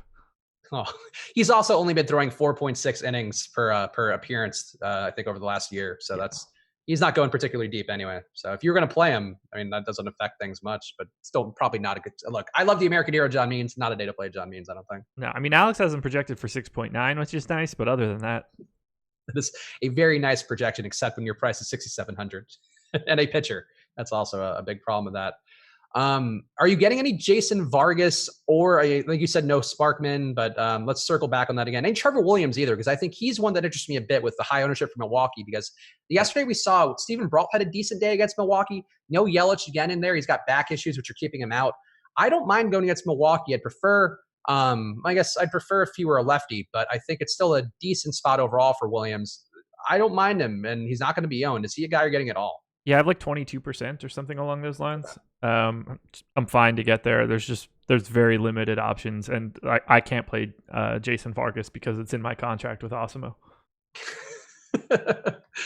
He was good he wasn't good that last start. He was passable in a way that like was good enough for a guy who was so chalky in that last start. He's passable like a kidney stone. You know who he kind of looks like? Did you watch Deadwood? No. Did you seen John Wick? Yes, but not the new one. So spoilers. No, yeah, Ian McShane, the Continental guy. Gotcha. He looks like a slightly less weathered Ian McShane. I noticed it because I had him in the Four Corners video, and then I had to pull up a photo of Jason Vargas, which not something we do often in our content. You don't usually have to thumbnail or include any media of Jason Vargas, and yet he weirdly resembled Ian McShane. Interesting. Yeah, I was kind of surprised by it, and like, all right, I guess that's a thing, but not an expected thing. Yeah, I'm still waiting to see John Wick 3. Really? And you're just holding out for a DVD? Well, the DVD. I don't know. Because DVD is. Yeah, man, I'm waiting for Netflix for Netflix to mail it to me today. I'm gonna stop at Blockbuster later on. So like the wife doesn't have a lot of interest, so I never ended up catching it immediately. And then after a little bit, it was just like, well, I'm not gonna go to like a matinee when I have some free time on a Thursday at like noon by myself. So I was just like, okay, it'll stream in 2 months and I'll be fine. Okay, that's fair. Yeah, no, it will stream fast. That was one I wanted to see right away because I didn't want to see the spoilers or anything. And I've been big lately on going to movies whenever I'm afraid of the spoilers. Tell you what I didn't see, and I'm probably not going to see Hobbs and Shaw. I don't really care about that. I don't see any of that any of that franchise. I mean, obviously I've seen the first two because I was 18 when it started or something stupid. I saw Too Fast, Too Furious in the drive-in in Pennsylvania. Oh, okay. I can't tell you what the other movie was, but I do remember knowing that one of them was Too Fast, Too Furious. That's funny. I was late on the Fast and Furious franchise, but I enjoy it. I don't know that I'm over The Rock, but I'm like a little over The Rock. I mean, I like The Rock. It's just not my scene. The only thing that I've seen of any Fast and Furious movie after the second one, I've watched that Wiz Khalifa ending for whichever one was filmed, like when Paul Walker died, and just sat and cried at my desk. Emotional Josh. That stuff gets me, man. That was I saw that in a movie theater too with a girl I was dating at the time, and I also teared up. But she was like really into Paul Walker, so I feel like it might have just been contagious. Might have been in the air. I also recently heard Pete. I'm not going to repeat this on the show, but I heard Pete Davidson had a joke that got cut from the Bieber roast that was Paul Walker-esque. Earl saying, Earl Fountain in the YouTube chat, Josh going to Blockbuster Video after the show to get your John Wick DVDs. I was never really a Blockbuster guy because we didn't have one in town. We just had like local video stores. which I worked at, which was probably the second coolest job I ever had. I imagine you'd be a very snarky employee of a video store. I really didn't care. It was a real low effort gig. I mean, we would do like $100 of business in my shift on a Sunday. At $3 a video, that's 30 people over 8 hours. You barely even need to speak to people. And 10 to 20% of that is porn, where you really don't talk to those people. They just drop the brown like UPS style box on the counter, and like you just make the transaction and leave. And just try to not touch it with your hands. There was a guy that would be the first customer like every Sunday when I opened at noon, dropping one off and picking one up. That's fair enough. All right. Any logic at all? I guess we should talk about these guys. So I think there is some logic in getting a little bit of Drew Pomeranz in here because I got to stop you right now. He is not stretched out right now. He's been in the bullpen for about a month. He's been throwing an inning at a time. Because I actually saw him pitch out of the bullpen earlier, but I assumed that they were giving him a full run. But yeah, you're right. His average actually innings pitched are pretty low. But I thought that was because he was getting blown up. He has not been going deep for like the last 3 weeks of being in San Francisco. And he has now made 2 appearances for Milwaukee, including 2 days ago where he only threw an inning. So he's been great in that time. 3 Ks in an inning, 2 in an inning, 2 in an inning. But I don't get the sense that he's going to go longer than 2 innings. I mean, that seems like an ideal usage of him, given how much he just gets destroyed by everybody. I don't disagree. Like, if he weren't 7,400, if he were priced like Glenn Sparkman or Kikuchi, I would probably take a shot just in case they left him in there for a little bit longer, because he certainly has strikeout stuff. But at 7,400, he can't pay that tag off. Yeah, okay, that's fair then. Yeah, I thought he would be like at 2% ownership. I was like, all right, I'll take a flyer on him in the hopes that maybe they give him full run. But it seems like that would be more of a glorified opener spot then. And the bullpen is good for Milwaukee behind him. So that they are indeed. That kind of dampens the Pittsburgh lineup a little bit because I actually am intrigued by Pittsburgh overall. Though, actually, no, they are the team I think I have the least. So I think they have potential for some power here, but that was kind of assuming that Pomeranz had a little bit of a longer leash. But I mean, he just gives up so much power to right-handed bats. I guess he could still give it up in the first inning or two. But a 246 ISO to righties, like at a 1.8 WHIP and a 6 xFIP, those are bad numbers, Josh. Phillies lineup is in. Oh, there you go. Look at this guy. Anything weird in there? Adam Hazley's in. It's the same lineup that I had. Oh, okay. Look at the DFS gods smiling down upon me. Wow. Okay. Now I'll just take a beating. Doesn't matter. Or the late scratch. Should we do dong picks now? Or I guess, well, let's finish up the Pomeranz talk. So yeah, I think Pomeranz can give up some power here. It is a park that's been good for hitting on the year. And I do think there are guys who have good power going as a righty. Like you got Osuna in there, who's his price is up a little bit, but has a 124 WRC plus and a 255 ISO. Wouldn't shock me if he put one out of the park against Pomeranz. You also got to bump up the order too in the cleanup spot. So if one of those guys gets on in front of him, Brian Reynolds has been kind of a good and shifty hitter, gets on base a lot. Wouldn't surprise me if you saw like Newman and Reynolds on and then Osuna hits a 3-run bomb. And you'd be like, hello, Newman. He would be like, hello, Newman. But yeah, Pittsburgh now definitely, I'd say, less appealing to me. That kind of sucks. I did like them as a contrarian stack without much ownership, but I just don't trust them. The Milwaukee bullpen, just to circle back on it, a 1.3 WHIP, giving up a 234 batting average and a 4.1 xFIP, all of which are towards the higher edges of the slate. So it is not a great match to target that Milwaukee bullpen for a full game. Yeah, if you refresh Alex's projections, he's got Pomeranz at 2.2 now. Okay, that's not a good projection. That's a John Means level projection. John Means would give anything to be as good as Drew Pomeranz. Oh, stop. Has Drew Pomeranz been... Actually, I think he has been an all-star once, right? That sounds right. Drew Pomeranz is absolutely a better pitcher than John Means. On a numbers basis? I mean, he's got better strikeouts, a better fantasy pitcher. Yes. Okay, not a better, like, life pitcher. I mean, he can't, like... He's got the skill set to be a better real-life pitcher. I don't have the energy right now to try to figure out who I actually think is better right now. But from a fantasy perspective, it's not close. Okay. I think the strikeout stuff has been better for him, so I think I'll give you the fantasy one, but he just gives up so much power. I mean, he's had decent games, Pomeranz has. Not that Means hasn't either, but yeah, I think Means is more of a profiles as like a damage limiting pitcher, at least what we've seen so far. That curveball, that success he had with that earlier in the year is kind of leveled out for him. Also, gigantic fly ball rate for John Means. Jesus Christ, 48% fly ball rate for John Means. That's what happens when bad people pitch over and over again. I thought you don't care about fly ball rate. Oh, I don't. I would have said that no matter what stat you mentioned is negative, man. Also, your boy Terry Wilson in the chat. Josh, help me on FanDuel. I need to win. Who should I get? All the best teams. Yeah. Joey Lucchesi and the Yankees, and then fill it out from there. Yeah, there you go. That's enough of a tip. All right, let's do dong picks. It's like the halfway-ish point of the show, and we do have some standings to update here. I should double check this before just putting it in, because Hunter Renfroe, I don't think got a home run. I don't believe so, but I truly have no idea. So there's that too. Pretty sure he didn't, but let me just double check, because I don't want to short shrift our boy Emac, your old pal Emac, because he is the leader in the clubhouse of the home runs. And let's just. He won. We might as well get the trophy made now. We can chisel that shit in. I'm going to bitch about it real fast, and it's entirely my own fault, but I'm still going to complain about it. So on the day that I think it was Monday that you guys were doing the show, I was like, I'm going to pick Yelich. I was just going to do it. And I was like, I know they're going to shame me. You were already like making some jokes at my expense on there about how I was going to pick a Rocky or something. And I was like, fine, I just won't pick him. And I picked Hura, who went 0 for 4. Yelich's double dong that day would have gotten me tied with you and Jake. And now Jake would be ahead 1, but I'd be tied with you right now. So that hurts. Yo, the day that I took Gregorius, I said on the show, I would rather take, I think it was Mike Ford. But I just can't take Ford because he's Mike Ford and Didi Gregorius is like an actual good player. Sure as shit, Ford homered. I know Gregorius didn't. Yeah, the ones that you don't get are always the ones that hurt the most. I should have just picked Nelson Cruz every day for the entire season. I'd be stomping everyone.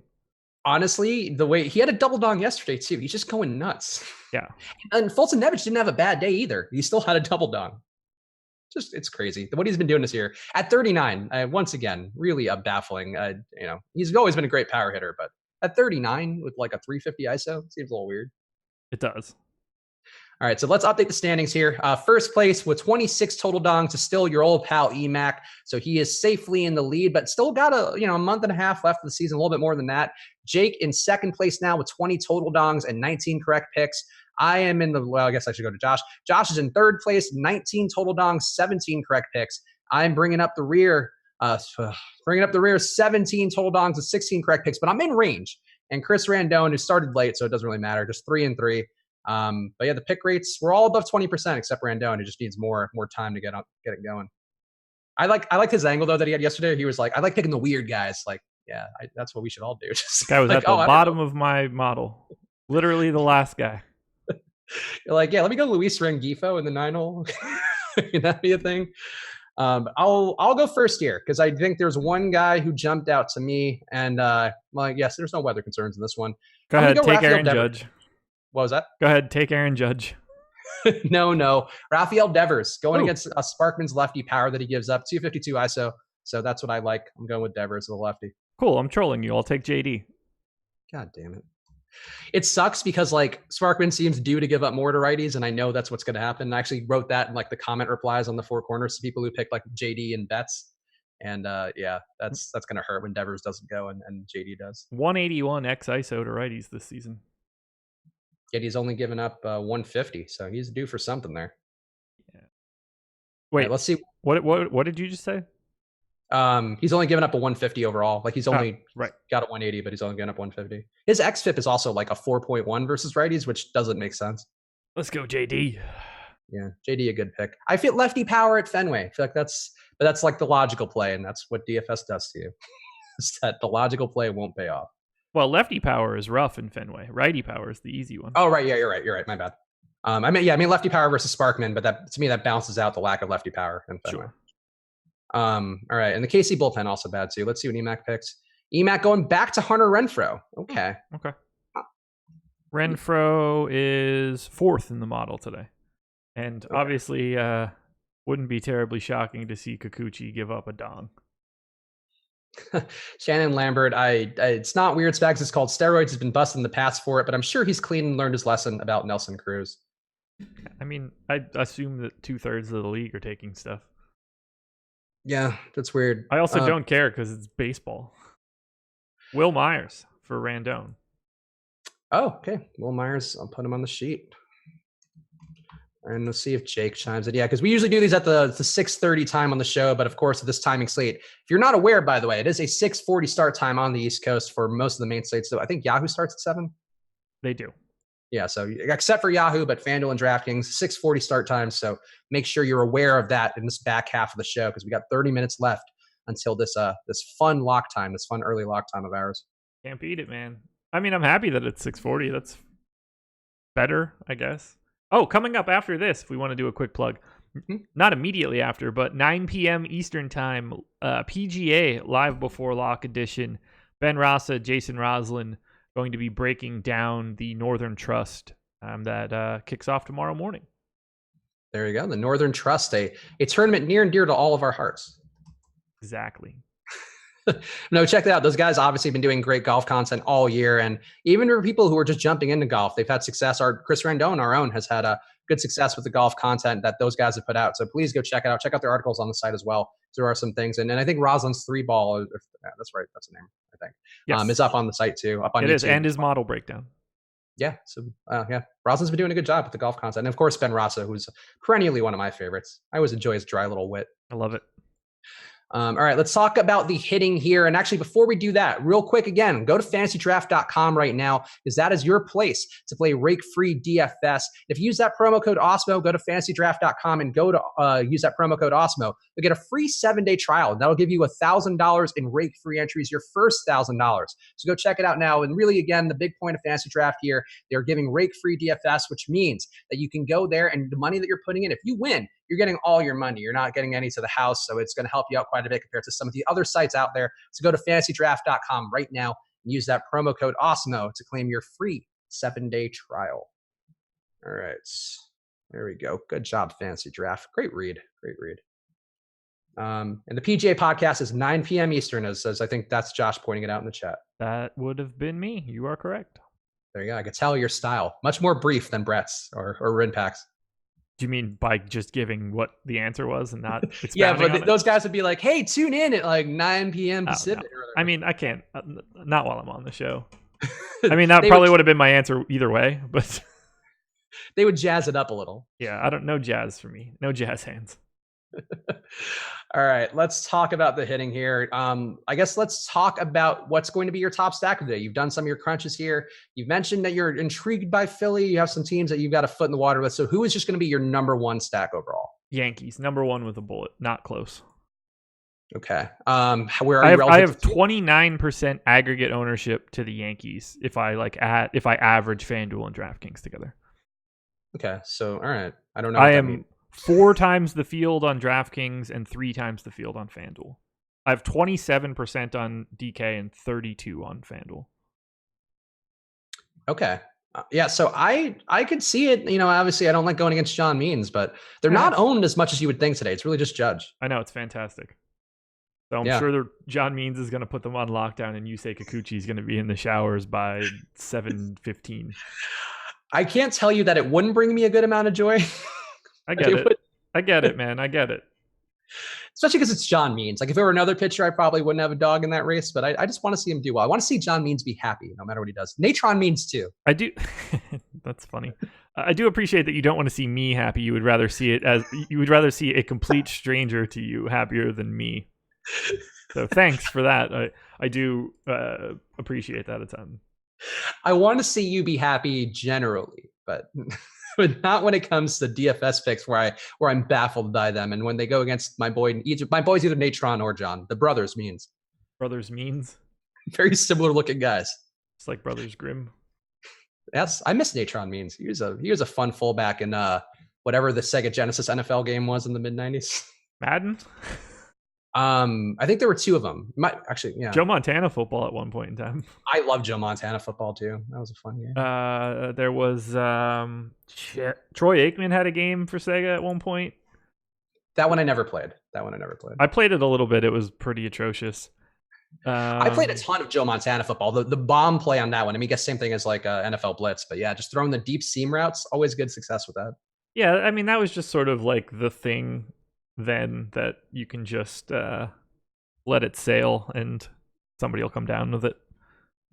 Alvin Harper. The glory days when football was simpler, not like today where I'm not getting Madden this year. I'll make a hot take on that. I've gotten Madden every year. I think I might have talked about this on the show, but I've gotten Madden every year for like 20 years now, and I'm not getting it this year. I haven't gotten it in probably a decade, but that used to be a thing where we would go to the mall and wait until they opened the cages at GameStop or whatever to get it.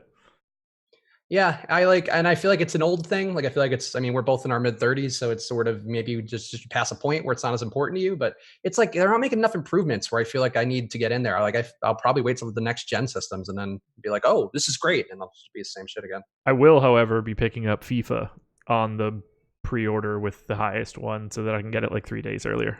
So. Oh, okay. Well, as long as EA is getting your money somewhere, they need it. They're not doing that well. No. Yeah. Yeah, I mean, I'm the same with NBA 2K. That will be a day one order for me. Got to get my player up. That's how I live my life. I can't play that game, man. Really? It takes too long. No, just play 6-minute quarters. It goes by. It doesn't go by. It doesn't. If you want to play an 82 game season, oh my god!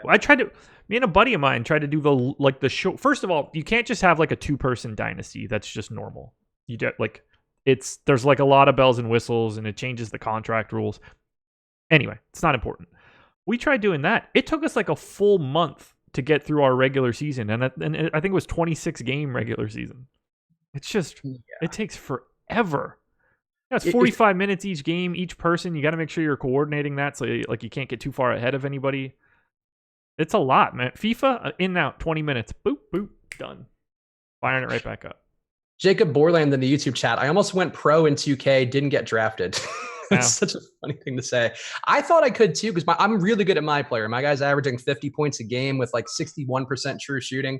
Or no, better true shooting. He's shooting 61% from the floor and from three. And then I played some like the street ball games versus the guys who were like elite level. Tell you, I got my ass kicked. I was better than the other guys, but I still got my ass kicked. I don't even like. It might be as big of a gap between like a regular 2K player and like a NBA 2K Pro as like a regular person and like an NBA player. Yeah, from time to time, I can get to Division 2 in FIFA online. Division 1 being the only spot above it. And I can sometimes hold my own, but every once in a while you get that person that like clearly didn't belong in Division 2 and he beats the brakes off of me. It's like Messi playing with a child. Yeah, I'm actually pretty good at FIFA because like my striking ability and getting out in the field has always been pretty good. And it was to the point where I could frustrate one of my friends who's like you, like loves soccer and like follows EPL closely and then is all about it. And he would get so frustrated because like I would just like get the ball in the lead and cross a few guys over and get like a nice breakaway goal. And that's my game at FIFA. And I'll tell you what, it doesn't work against people who are actually like really good and playing like an actual soccer player. I'm just super, super, super aggressive defensively. And when I'm on, I'm a terror in the counterattack. And when I am off, man, people are getting a lot of clean shots from the penalty spot.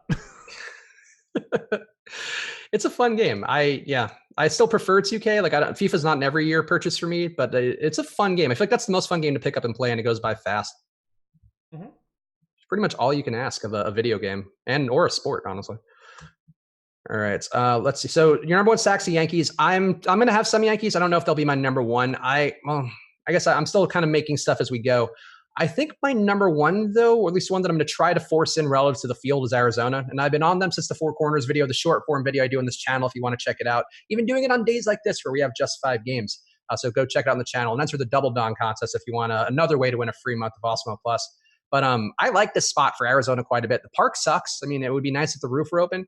But Vargas gives up pretty good power to righties going back to last year, 200 ISO allowed. You have a bunch of righties here who are really good hitters. I mean, Ketel Marte in the leadoff spot with a 153 WRC+, Carson Kelly with a 171 in a limited sample size, Nick Ahmed. I mean, these guys all have isolated power. You got 5 hitters over 200 isolated power. Are you going to have any Arizona because you're not into Vargas? I don't have much. 3% on FanDuel, 3% on DraftKings. I'm not super happy about it. It is a spot that I would like to be, but even with that, I'm just having a hard time putting them ahead of any other team. Like, I prefer basically everybody else, and I don't really have anybody below them, other than a little bit of the Royals. Also, the baseball savant Jake Hari's pick is in for the home runs. Gio Urshela is his pick, so he's going to your Yankees. My Yankee? Oh, I see what you mean. He is 25th in the model. Okay. I was like, dude, I took JD Martinez. I understand. I was gonna say that's high for Urshela, but on this sort of a slate, I guess it's not like that high. No. Let's see who's dead last. Any guesses? Okay, let me look through fast. I feel like I could come up with a good one. All right, let's see. I'm looking at isolated power. Should probably think about the matchup. Oh, wait, no, because I think you probably adjust for his minor league sample. It might. Well, actually, no. It still might be Valoria from the catcher we talked about. It's not. Damn it. Is it Wilkerson? Nope. Damn it. All right, I'm out of guesses. All right, so you said... All right, so Valoria is 4th from the bottom. So you were in the ballpark there. What was your other one? Stevie Wilkerson. He is 70th overall out of 86. Wow. Okay. 0.057 ISO for him. I thought would be enough to get him in that mix. And again, -4 WRC plus. He's always hilarious to me whenever he's in a lineup. He's so bad. This is going to sound really obvious to you after I say it out loud. Okay. Is it Billy Hamilton? Oh, okay. Yeah, that was dumb. That was you're never big on Billy Hamilton though. Why would I be? He's terrible. But he's got a 101 ISO. The fact that it's 101 is incredible to me. Yeah, he randomly hits home runs, and I know that because one time he hit a home run for me, and I've never forgotten it. He desperately needs whatever that independent league is to start letting people steal first. He does not have a 101. His ISO is 0.053 this season. No, I use a 2-year rolling sample. It was under 100 last year. It's never been over 1 since 2014. No, versus a lefty. Sorry. Oh, gotcha. Yeah. I was like, dude, I'm looking at 5 straight years of something. I just do splits. I don't look at the overall ones because I don't want to distract from the genius. Gotcha. Yeah, he has. So if there's a spot to go to him, it's versus a lefty apparently, where he's got that that 3-digit ISO. T McBee got it, but I'm just gonna assume that he answered me after I said it out loud. Yeah. Well, T McBee is pretty. He's got his own model there. You might just have your secret sauce. I mean, I assume that we're doing pretty comparable things if I had to guess. Yeah, I guess so. All right, so Arizona, you don't have much of. Give me who's going to be your number 2.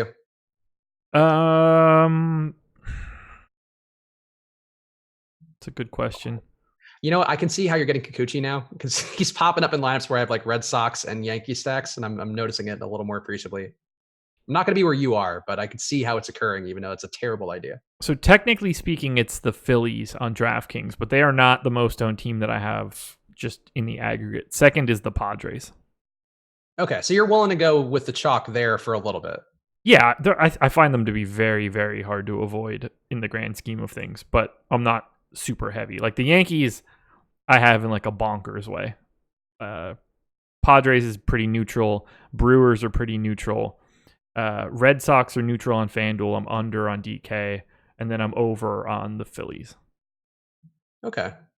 Yeah, I mean, I think it's hard to not have some Padres today, just because I get why you're playing Kikuchi, because I mean, it does make sense to play him with the ownership that's going to the Padres and the fact that they do strike out a bit and have really the moves they've made. I feel like have gotten rid of some of the hitters that were a little better at the bottom of the order. Actually, I don't even know if they've ever really had good hitters, but getting Franmil out of there certainly weakens the lineup a bit.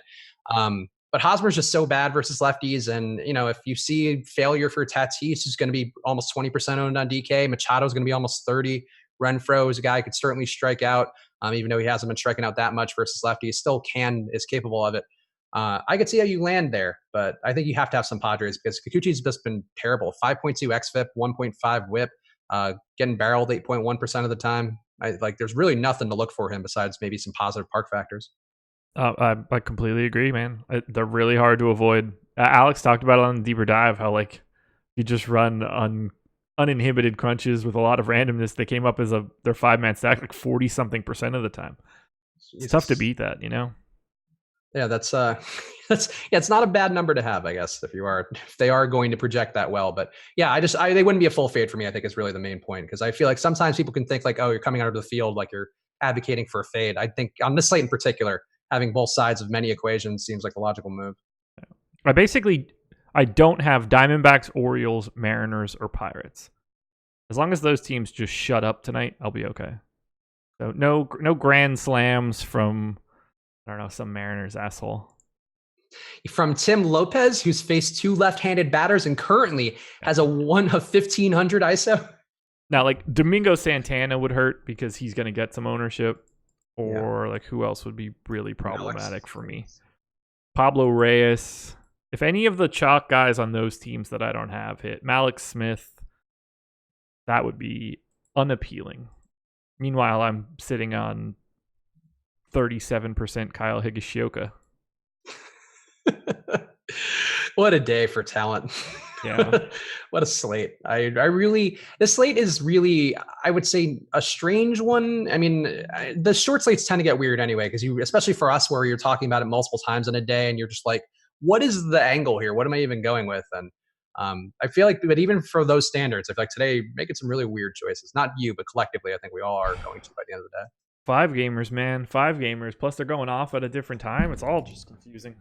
I kind of wonder if it should just be like a day just to play like chalky things with like 1 or 2 pivots, like maybe like more than usual. Because like I don't question Paxton that much. I know he's had some flaws, but I don't question him. I also like San Diego. Like I feel like maybe I should just be not trying to get too cute with some of these lineups.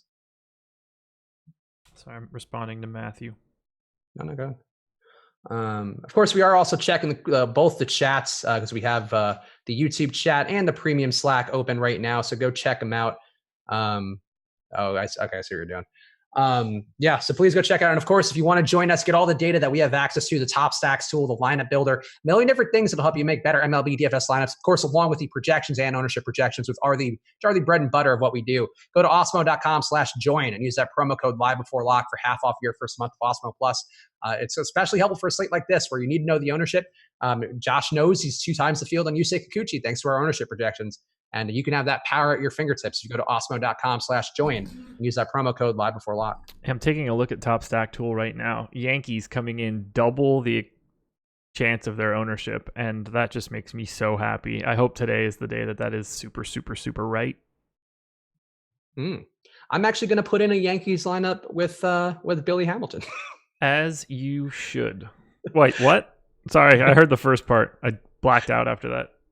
It's, Billy Hamilton, I feel like sometimes you talk about these weird guys on the show, and it could just be the universe. It could be the simulation that we're running right now in our lives. But I feel like whenever we talk about a guy on a show and it's like, oh, that dude. And it's like, oh, like Billy Hamilton at home run will be an alert I'll get later.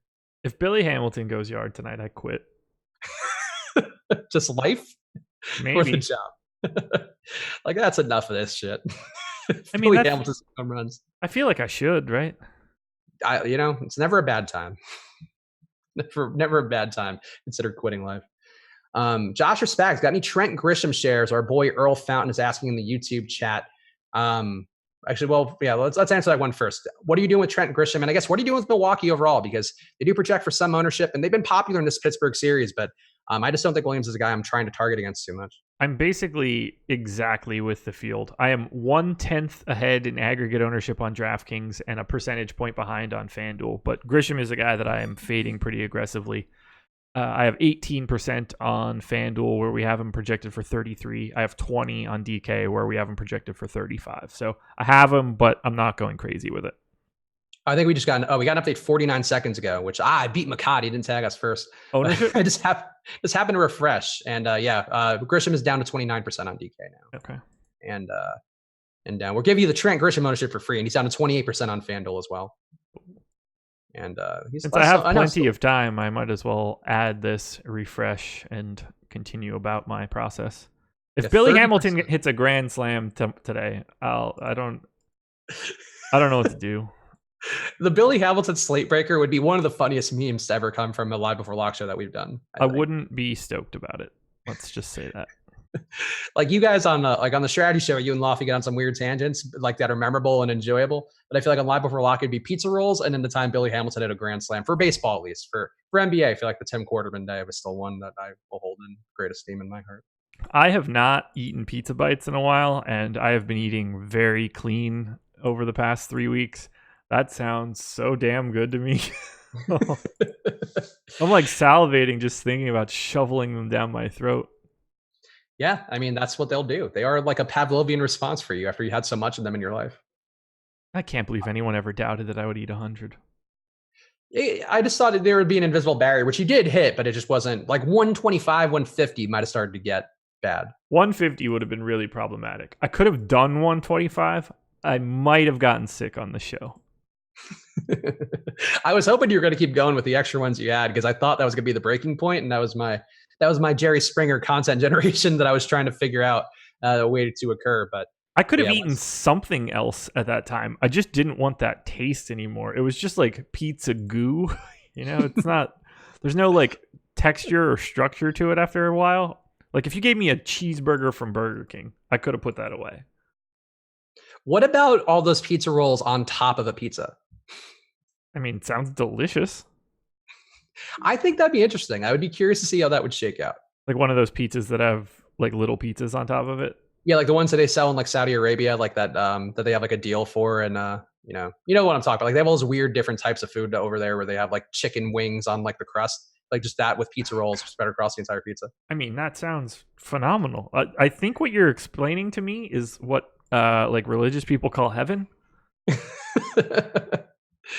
I would like to see you eat that. That could be our next project for basketball season. If one of the gimmicks of a religion was that when you die, you can have pizza made out of pizza bites, I'd probably go to church. I don't get that. How do I not get a single Kettle Marte Rafael Devers lineup out of like 1,000? I mean, that's an interesting combination. Right. I think it is too, but it just they're both didn't occur. Expensive. Yeah, that's probably why. But if I'm getting lines with like Kikuchi and I don't know, and whatever other assholes, like I don't see why I wouldn't. But it just didn't occur, I guess. Also Chadwick Robinson asking in the chat, I think it just scrolled away, but he was asking why not play John Means if the Yankees are so chalk. First of all, they're actually not that chalk. That's what Josh was saying, is that they project for a twice the chance of being a top stack compared to their ownership. So they're not that chalky. But in general, Means is not pitching very long, and he really hasn't been that great. But yeah, I mean, there's nothing wrong. Picking a pitcher against a popular stack is a very common move, right, Josh? Right. Yeah, that's just they're just not that owned. They're not the chalk team. That's the thing. They are 3, 4. They're 5th on DraftKings, just ahead of the Royals, and they're 4th on FanDuel, but still sizably behind the Red Sox, Padres, and Brewers. So, I mean, to me, it's just, I don't know. It seems just easier to play a bunch of Yankees. And here's the thing. I don't think that John Means is very good. So whether or not the Yankees are chalk, they can be bad as a stack. That doesn't necessarily mean that John Means is any good. Yeah. Yeah, no, that's fair. I mean, well, yeah, we've seen that enough times here. I mean, every single night there's bad pick. We just talked about Drew Verhagen having a hell of a day yesterday. It happens every single day where, even the best teams are still failing, 70% of the time? Like if the Yankees score 7 runs, hit 2 solo dongs, like that's a generally okay game for the Yankees. It's not a slate winner, and that no part of that means that John Means went out there and struck out 15 or something. But not impossible generally for John Means, but not when he's. It is impossible for John Means to strike out 15. No, it depends on the matchup. Again, against that all lefty team that I hypothesized about, doesn't exist. But if he did do that, like that's the way he would do it.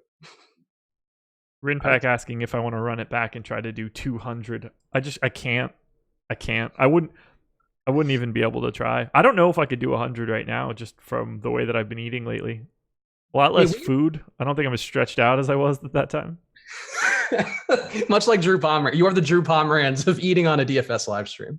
I'm a little bit leaner than I was at the beginning of July. So yeah, we're both trying. We actually talked about doing a little side bet about our weight loss, but then I was like actually eating well, and I lost too much weight, and I kind of felt like I was going to lose an edge. So then I kind of leveled back out by eating like shit for a few days, as one will do. It's been good. As of right now, in my tracking app, I hit my goal before my goal date, so that's all I need. All I need to pay attention to. Good job. I'm proud of you. It's hard to do that with our honestly very sedentary jobs. That's why I make sure to get to the gym for 45 minutes a day, because otherwise. And I'm doing all this without doing shit. I don't work out at all. Just imagine how much you'd be ripped right now if you were working out. I know. I can't do it. It's so physically taxing. 7 minutes to go till lock. We made it almost. Oh, good job. All right. So we're getting good at filling these hours. I can tell you that much. 24/7 Osmo channel, not far behind, I'm sure. I'm sitting in this chair long enough, so it would increase the odds of me getting to do the Ocho today on ESPN. So I think that's what I would support. That's on soon. I know, it's been on all day. Oh, that's today? Yeah, they're promoting the hell out of my girl Katie Nolan, whom my claim to fame in life is making her infinitely more famous than I am, because she was a bartender on my first site. She did a video for us, convinced her to do video for our site, and then she got to Fox Sports 1 through that, and then got to ESPN now, making 7 figures a year. I'm a fan. she's very good, but she's like a perfect person for the Ocho. You have to have like a little bit of sarcasticness to it, but you have to also be able to take it somewhat seriously. Fat Josh is much more surly. I was wondering why this dude was in such a good mood lately. I don't know about Fat Josh. I mean, Josh was 216 when this process started, so I'm 6'2". It's not exactly like overwhelming. Old Fat Josh. It's all that kale. No kale for me. I'm a spinach guy. Yeah, kale's I enjoy kale. Kale's, especially if you like make it with bacon, it's really good. It gets a little crispy. And gets I mean, I don't have an aversion to it. I hate lettuce. Okay, yeah, you're weird with some of your vegetable things. It's just lettuce. They're filling and delicious. The lettuce is part of that. Nice I could eat spinach till the cows come home. People, Chadwick ripping you for the too physically taxing to go to the people enjoying the Fat Josh content. I mean, what I really need to do is pay a trainer to come here, but Yeah. Honestly, the biggest life change I made for myself was doing the push-pull legs thing that's on Reddit. That's one that it's like a simple workout, but it just kind of works through your body, get stuff. And I've always had a weak back, which just sounds like a weird thing to say on a DFS show, but it's been my back is now strong thanks to push-pull legs. If you look it up, there's a bunch of information on there. SJM says, "What's your body fat percentage?" I don't know. Too much? I can tell you based on my generic ass scale.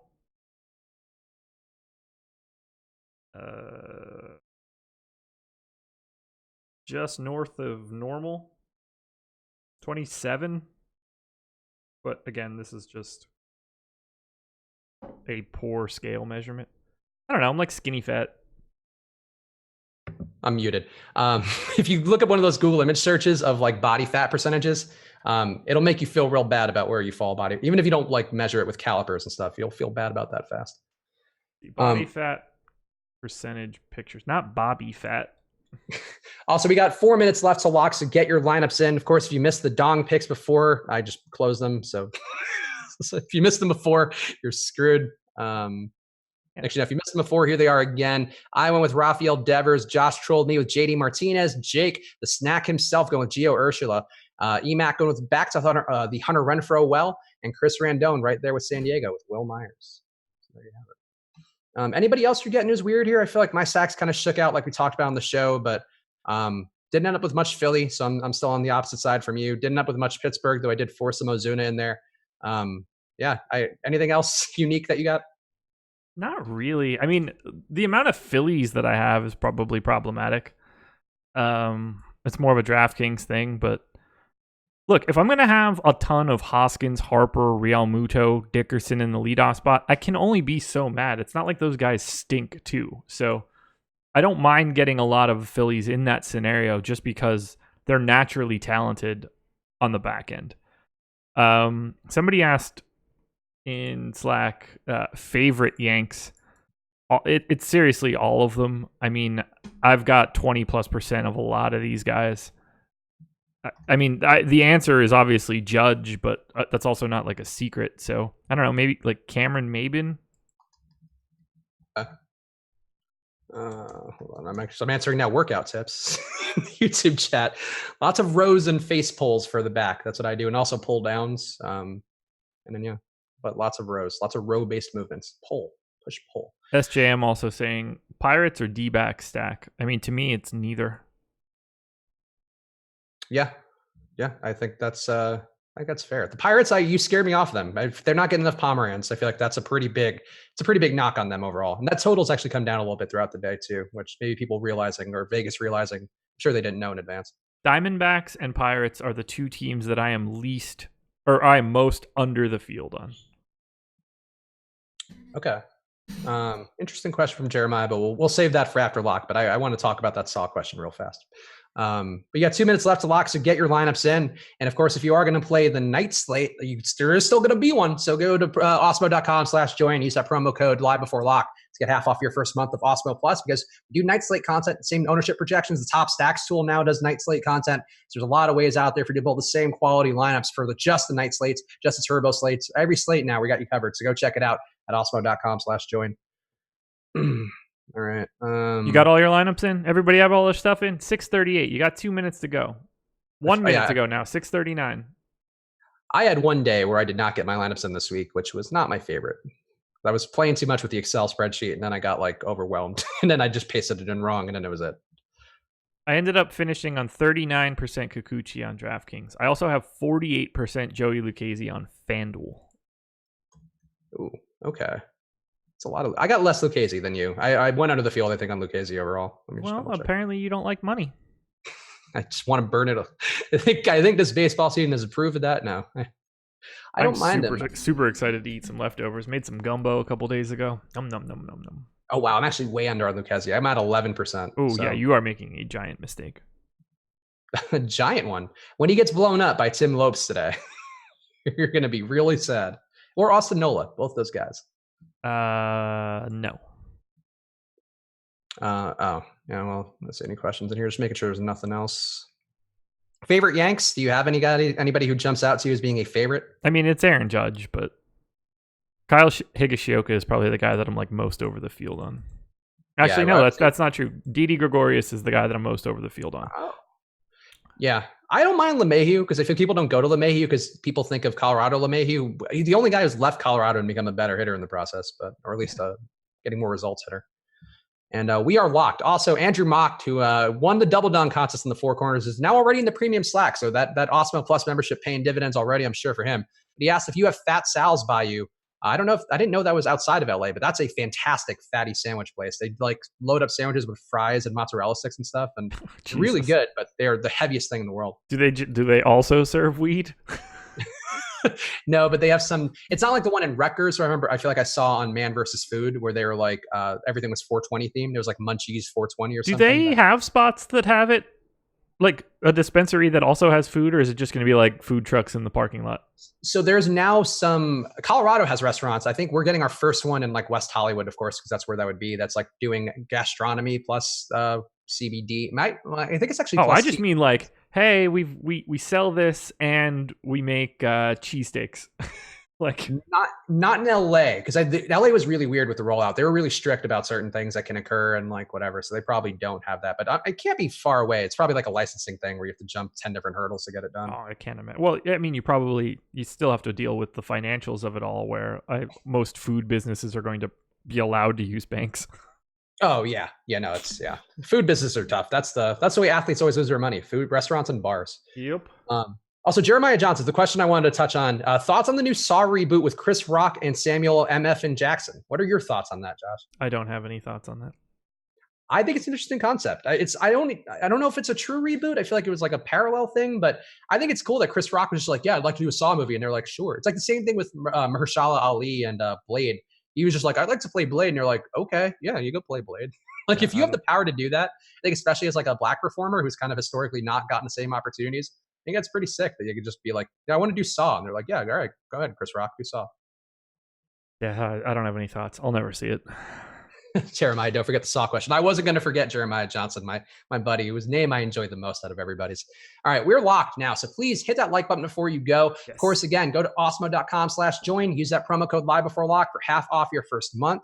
Also, thank you to Fantasy Draft for sponsoring the show. Go to fantasydraft.com and use the promo code AWESOMO for your first $1,000 on entries, completely rake-free. It's a membership system there, but for you, just because you're an Awesemo customer or an Awesemo viewer or whatever you are relative to us, you can go in there and get that 7-day trial there. Use the promo code AWESOMO at fantasydraft.com.